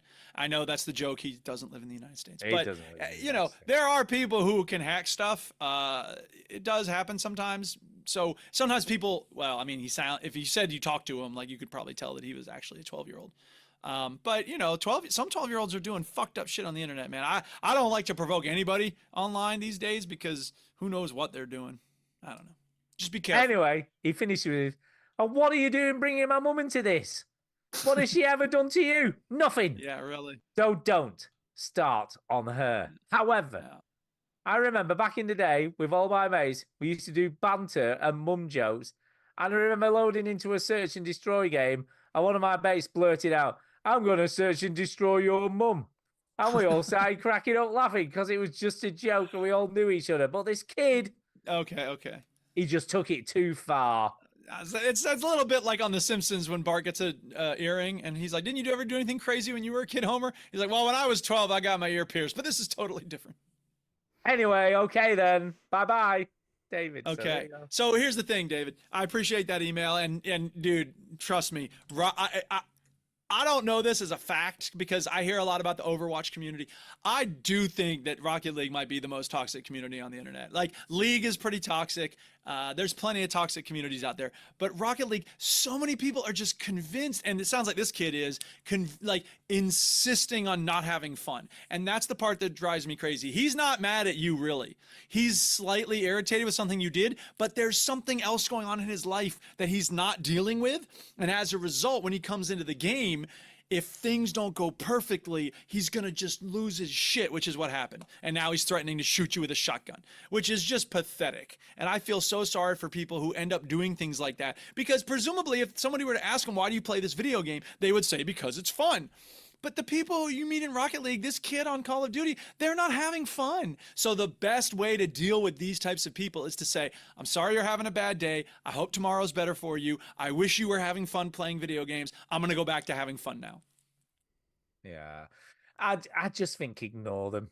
You just got to ignore these people, unfortunately. They're just idiots. I And I think guess- you should just call them a prick and get on with it. Yeah. You definitely don't want to engage them on their level because Engage them it's on just their going to get Definitely worse. don't. You'll become one of them. That's the thing, is like some people are like, Become you one know, of I talk to them. my students and I'm like, you know, you just gotta let it go there. "No, it's funny. I like to hear them rage and get mad and pissed off." I'm like, you're probably getting more and more angry. And if the only way for you to have fun in this video game is to rile up other players, then you're not actually enjoying the game. Like, there's another game meta I thing going disagree on with that. above I the think, game. I think people enjoy the game and enjoy trolling people. Well, this is the only thing I'll say about it. A lot of the people that I communicate with on Rocket League, I can tell they're not actually enjoying the game. They're just full of rage and they want to, you know, shit on other people and stuff like that. And maybe I'm reading into some of them. Maybe it's not fair for me to say that, but at least whatever. The other thing I would say though is if you do lash out at people and try to get them mad, there's a chance that they're having, like I say, a hard time with something outside the game, and you might be making somebody's life worse who really could use some compassion and, you know, just having a little bit of fun and letting it go and not threatening to shoot them with a shotgun. So I believe that good gets better, and you put love out there and you'll get love back. So, There you go. Put love out. I That's what I try like to do that. when I Put play love out there and you'll get love back. Final Not email always. this evening. Final email this evening is off Matt. And he says, "Baby on the way." baby. So I guess congratulations, first of all. So does he have a baby on the way? Is that what he's He saying? does. He says, "Hi, guys. Okay. Hi. Hope you all had a good start to 2025. My partner is 36 weeks pregnant, and we're both Oh, my very goodness. excited to welcome a junior veteran gamer into the world. Yeah, baby. I understand that finding time for gaming and other hobbies is about to get a whole lot more tricky.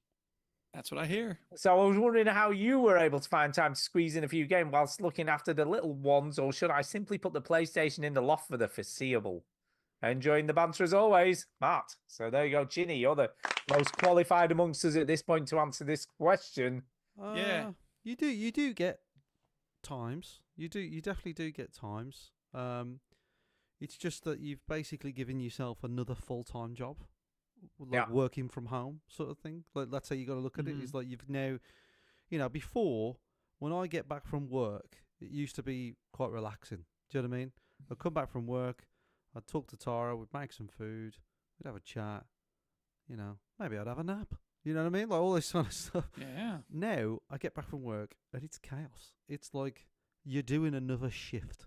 You know what I mean? Like now you've got to be a parent, and that's fine because that's what you've signed up for. But it is work, and you've got to clean this and do that. And but there are moments like I'm still able to do the show. Like it is tougher. Don't get me wrong, but the baby does sleep, and especially now where Rosa is now coming up to 16 months. And oh, by the way, exciting week.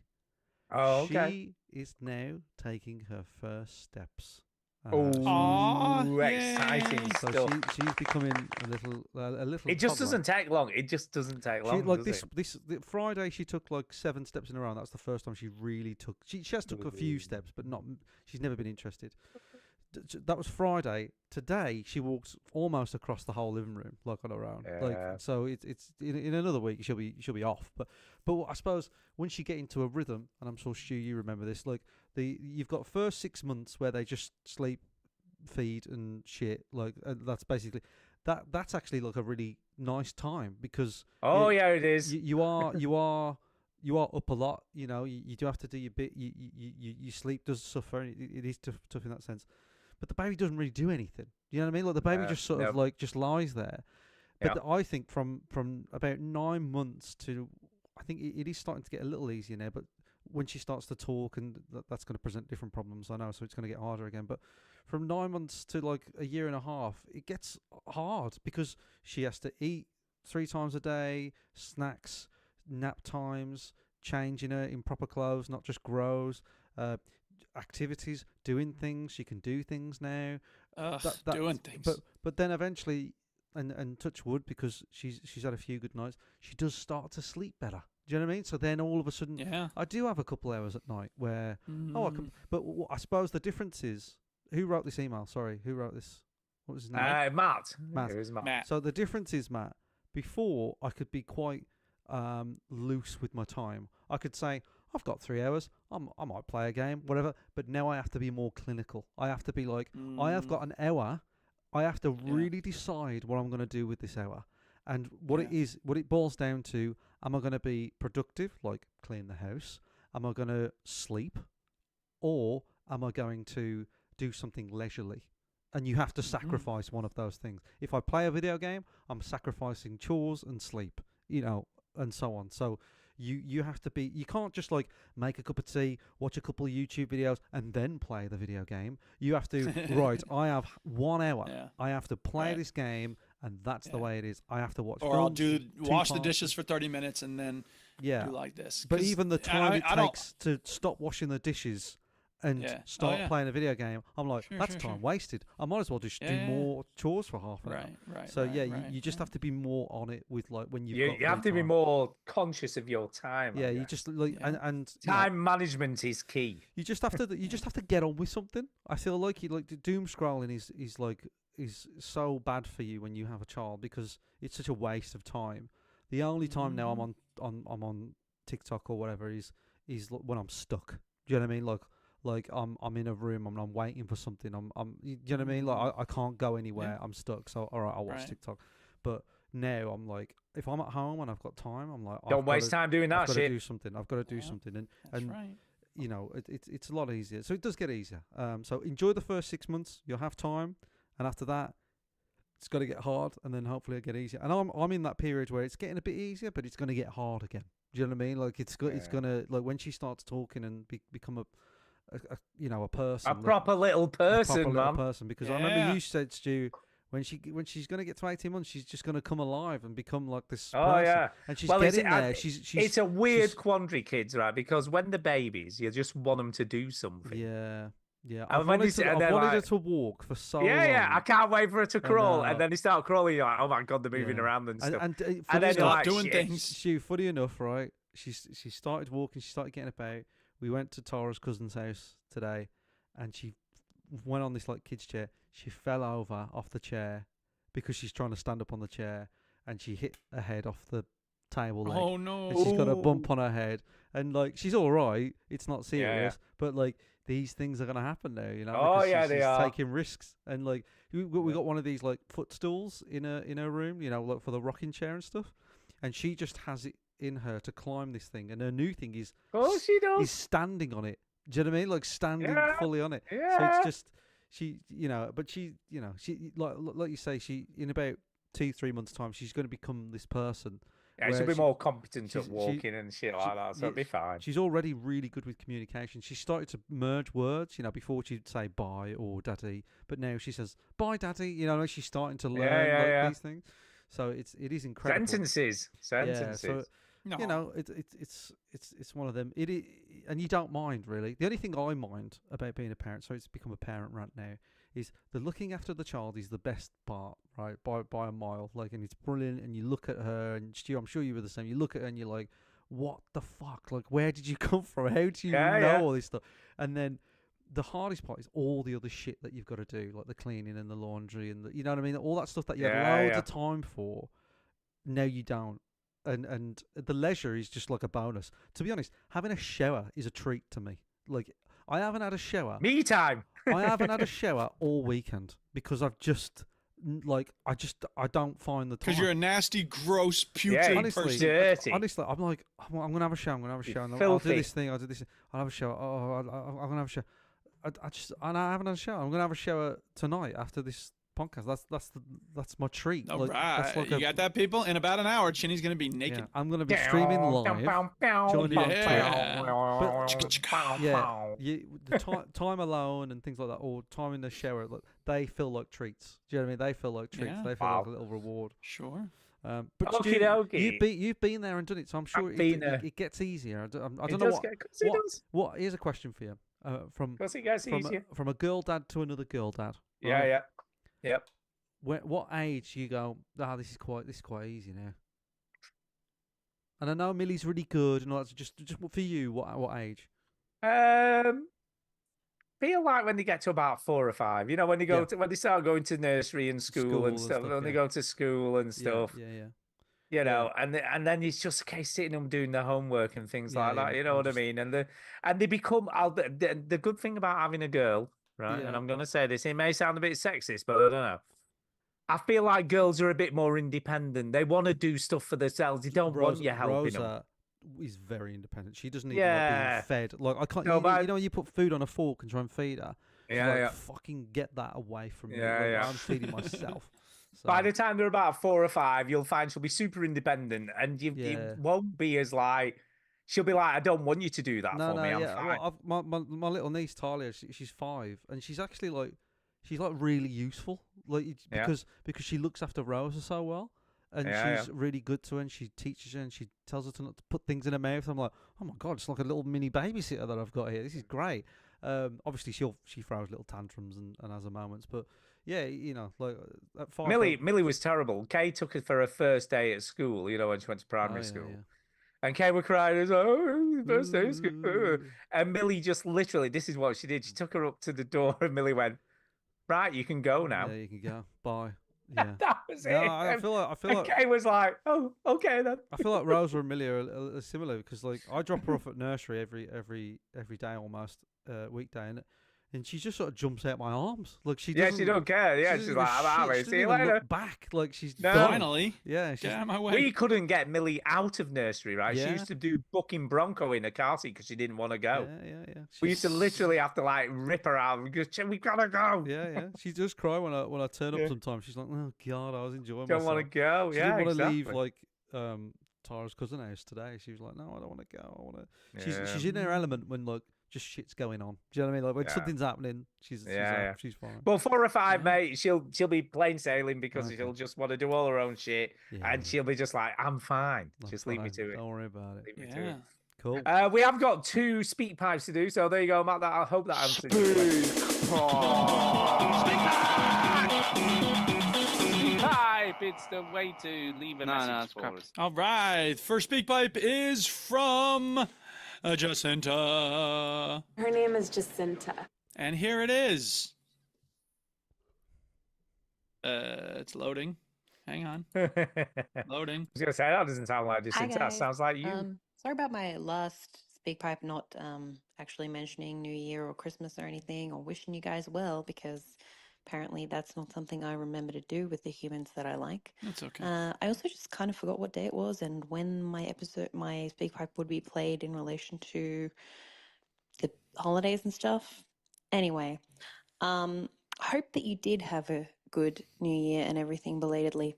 So I've been in a bit of a gaming slump lately. I've got a lot of games on my pile of shame. I've got a bunch of PS4 and PS5 games that I haven't finished, and I've just kind of come to the realization that I just don't want to play them. Like, that's fine. All I want to do, and what's got me out of my gaming slump, is playing Fortnite, because Fortnite gives you a lot of little dopamine hits with the leveling up, and every time you open a chest, there's like these nice sounds, and it's kind of just the best way for me to dopamine farm and getting through the days, and doing the dopamine farming is basically what I use gaming for at this point. So, goodbye well-written RPGs by Sony Studios. Goodbye, all of that. What do I want? I want Fortnite, and I bought the Battle Pass, and even though my child's at his dad's tonight, I'm low-key considering making myself dinosaur chicken nuggets. Oh, so, sweet. Yeah, also Minecraft. Yay. That's me. I'll see ya. There's no shame in it, Jacinta. You just do what No you gotta shame do. at all. I'm a potato. Sounds like you, Duke, wanting the dopamine Yeah, hits. exactly. I'm with you 100%, man. There you Fortnite go. never gave me that dopamine, but the other games I play, I'm all about it. Just starting over, because that's what Battle Royale is. You start over, level up, that sort of thing. Yeah. Yeah. Yeah. Yep. Yeah. So we appreciate you being in touch there, Jacinta. We do. Go Thank ahead you, and Jacinta. play. Here's the thing. Look, people are talking about slumps and what should I play, and I feel like I'm this way and I'm that way. I think the best way for you to get yourself to hate a game or hate gaming is to like push yourself to play something you don't want to play. It's true that Chinny's time is especially short because he has a baby, but all of us have jobs, we have lives. I think life is too short to push yourself to do stuff in your leisure time that you don't want to do. So, I'm not really going to apologize for playing Rocket League all the time and, New World over and over, Once Human over and over again. Thank goodness for Play My Game Bitch, or I would just be talking about the same games over and over. And there will be other things coming along eventually that I will play. So in the meantime, whatever, play what you want to play, man. Play what I want to play. Right, second speak pipe is off Derek, of course. Not Same off diesel. Derek. Oh, it's not Get me- off Derek. It's not Derek. Get me out of here. I'm a gamer. I got to reload this one too. Hey, veteran gamers, Saint Diesel back again. Yeah. Today I've got I was going to say moral dilemma, but it's not really that. It's more of a, what would you do in this situation? Okay. I was out Hey-o. yesterday, and I was looking around a few charity shops, and one of them, something happened which I've never come across before. Actually, not in a charity shop, but Okay. there was 2 guys where basically there was almost a fight broke out in the middle of the shop. Ooh, in a charity shop. Probably in their 50s, I think. Hard to tell 50s? exactly, but one of them accused the other one of pushing him, Oh, no. and it almost got to fisticuffs, a bit of pushing, a bit of shoving. One Set of them cockahoo. threatening to beat the other one up outside. Wow. In the end, it didn't come to that, but it was a small shop, and it was difficult to get out of the shop because they were pretty close to the door of the shop. So The other people in the shop, there's maybe 4 or 5 people, and the staff, of course, were trapped in there, I suppose is the right word.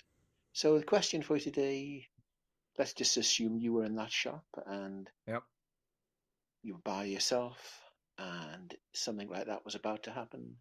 Do you think you would step in to try and stop it? Do you think you'd just look on and let them get on with it? Or do you think you'd try to find some means of escape? So that's the question. What would you do in that situation? So I don't actually have to deal with people fighting in my school, at least not where I teach. I teach in the corner of the building on the 3rd floor, like way out of the way. But I have been in situations where students are either about to start fighting or it looks like it's building to something that could be fisticuffs.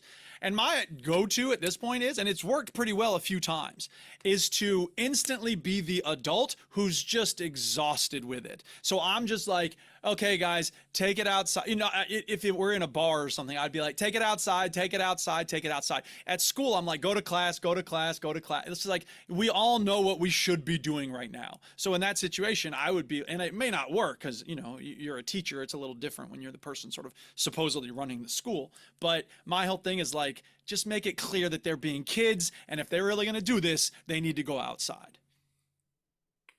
So wait a minute. So you don't stop them fighting. You stop them fighting at the time, but you're like, if you want to punch your shit out of each other, just go outside and do it. Well, if these two are really, the number one thing is to protect the innocent for me, because you know if you start fight, now it's different in a school. I can't let them fight at all. That's but what I was just gonna say. It's like, just go outside and have a scrap. It's fine. No. If I were in this situation, say go to this class. Yeah, at school, you got to just go to class, go to class, go to class. And the other thing I do, which is not always the best thing to do, and I probably wouldn't do it in this situation in a shop, but at school, I tend to stand between them and make them have to get around me, which is not always a great idea because there have been teachers who got punched because they got in between people. But that's usually because they're getting in between them when they're actually fighting. I'm not going to get in between them when they're fighting, but before they go toward each other, a lot of times if you stand in between them, one of them will walk away. But that's not necessarily going to apply in this situation with adults I don't think it is. out in the real world. I don't think it is. But it might. I know exactly what I'll do in this situation. Start So crying. I'd grab the nearest person, throw them towards the two people who are about to have a scrap to distract them, and then leg it out the back door, man. I'd be out of there. I'd vault the So counter. long, suckers. Out the back door. Yeah. I'm not getting paid to be here. I'm gone. I ain't having nothing to do with this shit. Nick some pants on your way out. Why not? Exactly. Get a few records or, you know, whatever. Yeah. I'll be out of there. Fucking out of there. I ain't messing around with that shit. Shinny, how are you dealing with this? I'd like to say that I'd step in and do the right thing, but you know what? Like, sometimes people have knives on them. Well, there is that a problem you know, these days and as well, isn't and I sort of just go, if it, and I know this is selfish, but I go, this ain't my fight, man. Like, ain't my shit. It ain't my problem, and I know that's really bad.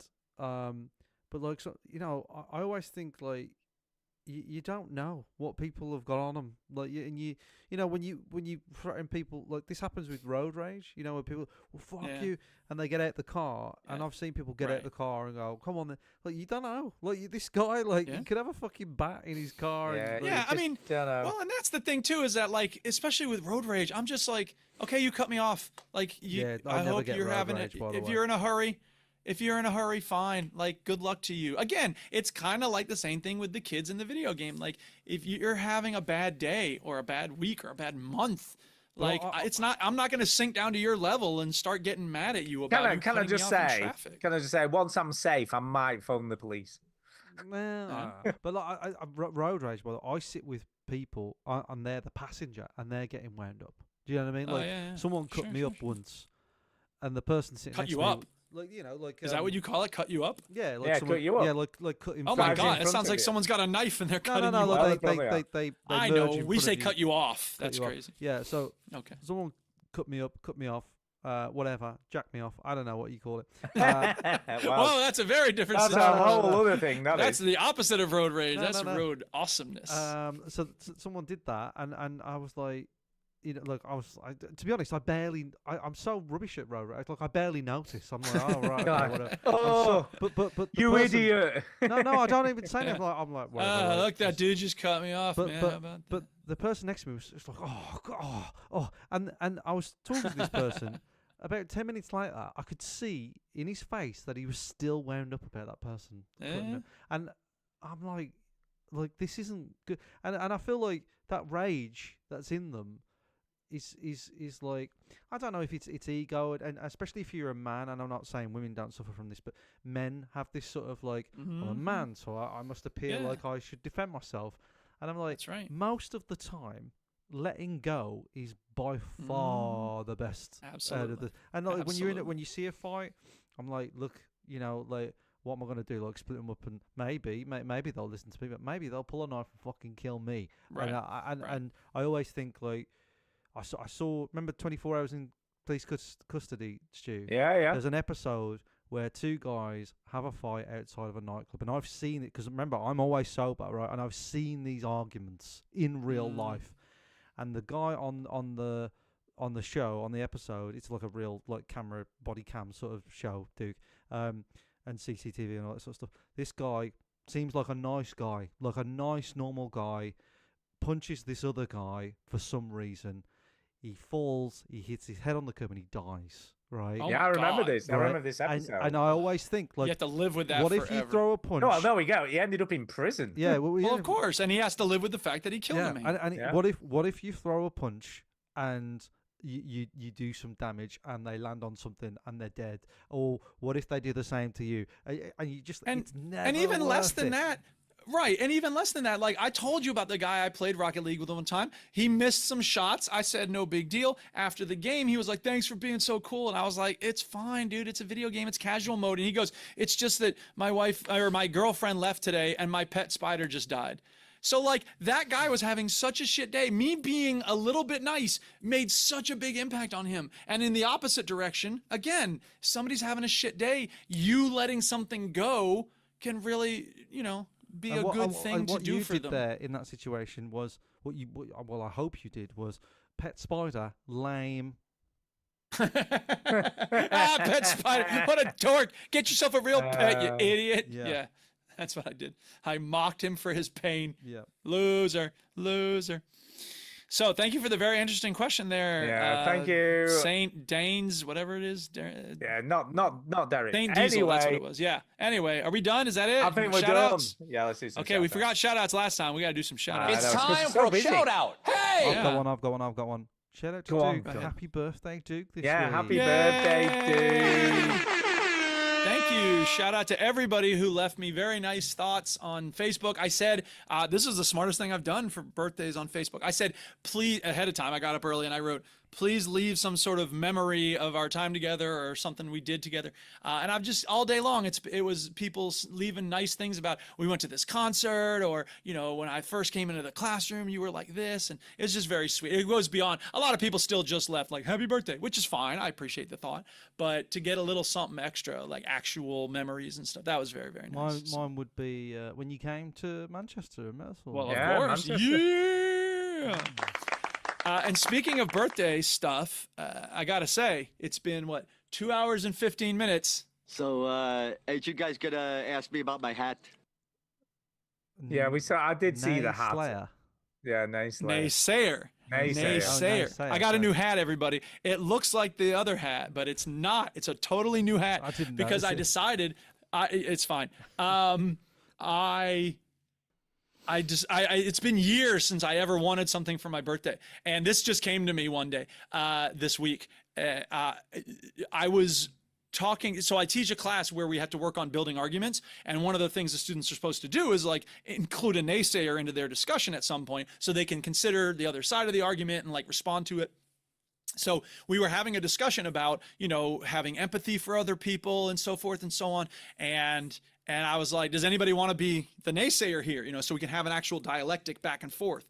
And nobody said it. And so I said, all right, I'll do it. And I had my fedora hat that I put on sometimes, just outside to protect my ears and my head.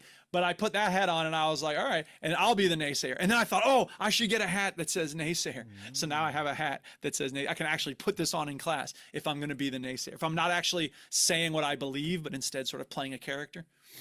And what I said was, all right, you want to give people the benefit of the doubt? It wasn't a Nazi salute. Oh, Jesus Christ. And this one student said, I'm going to fucking kill you.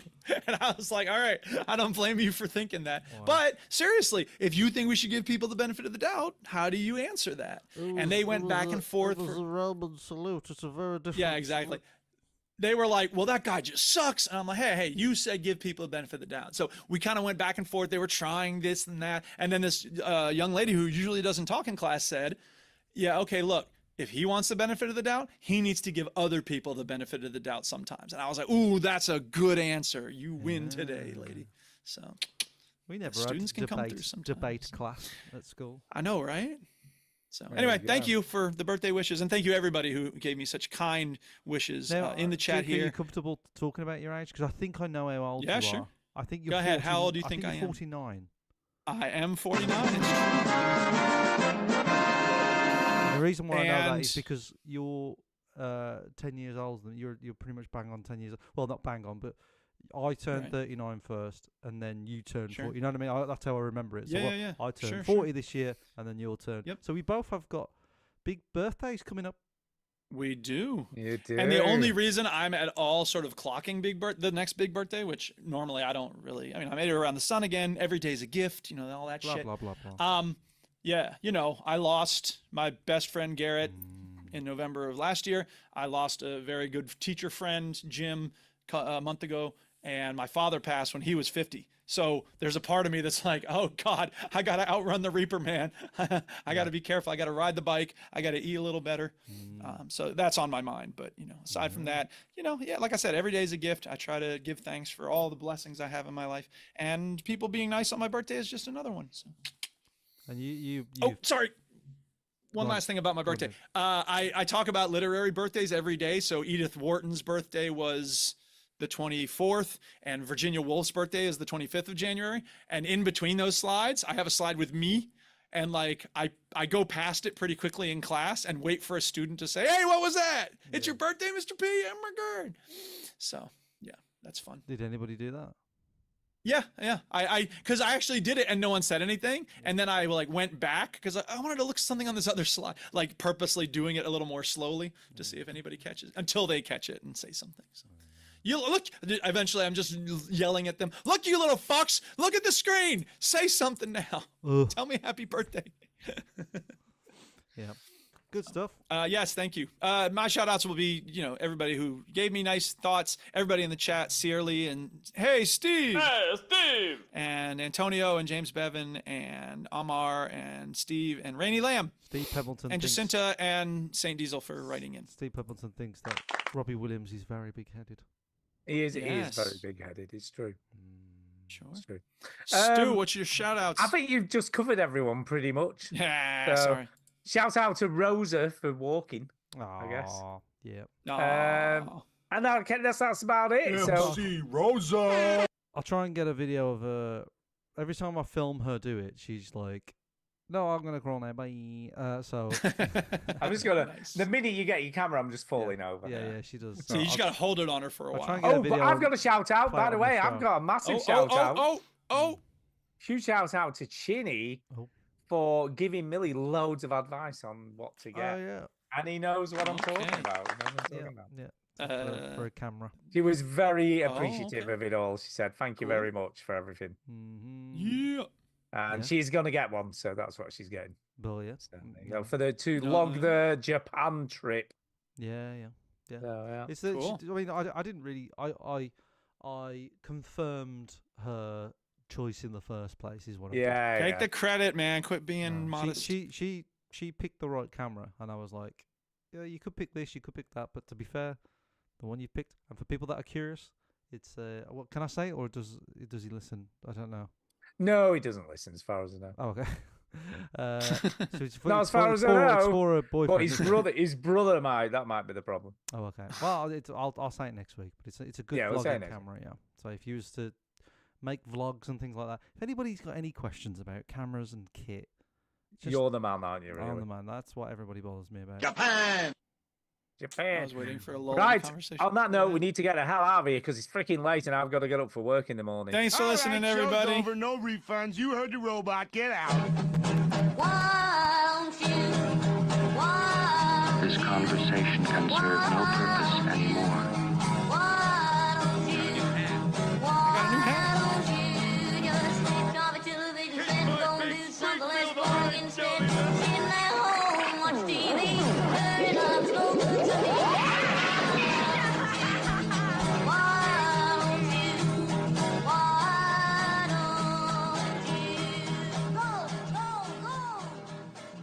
Worst podcast ever.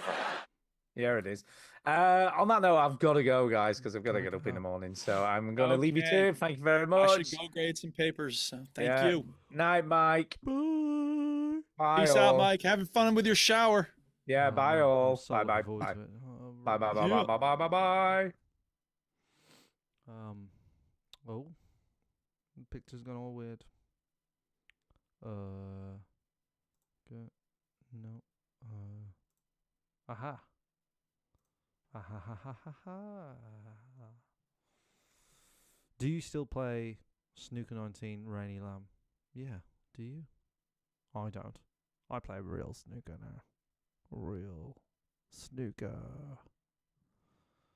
Who was in the chat? Rainy Lamb, Steve Pembleton, Armar, Sealy, JP Snake, Antonio, James Bevan. Is anybody still in here? We'll wait around. What I've discovered about myself today is I'm going to change my signature. You know your signature when you sign things? I've never really liked my signature. Never liked it. And today, I was like, I'm going to change it. Can you do that? Is that legal? Am I allowed to change it? Yeah, I think it is. So, I suppose as long as a signature you recognise that you did it. So, but this new signature, this looks more... I wish I'd come up with it years ago.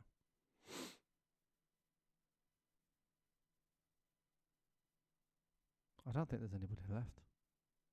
I think everybody's gone.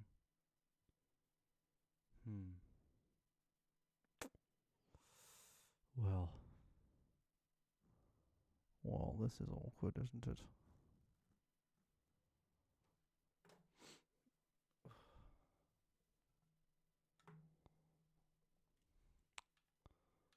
I don't know why. See, I didn't know, right? So now I'm talking to no one, but got the Xbox on in the background here. This is Black Ops 6. There's bloody Prop Hunt. Why is no one talking about the fact that Prop Hunt is in Blobs? That's mental. There's also some Squid Game related activities.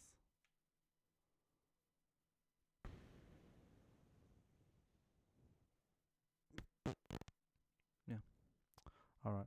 Don't think there's anybody left, so I'm gonna go. It's been fun. Bye.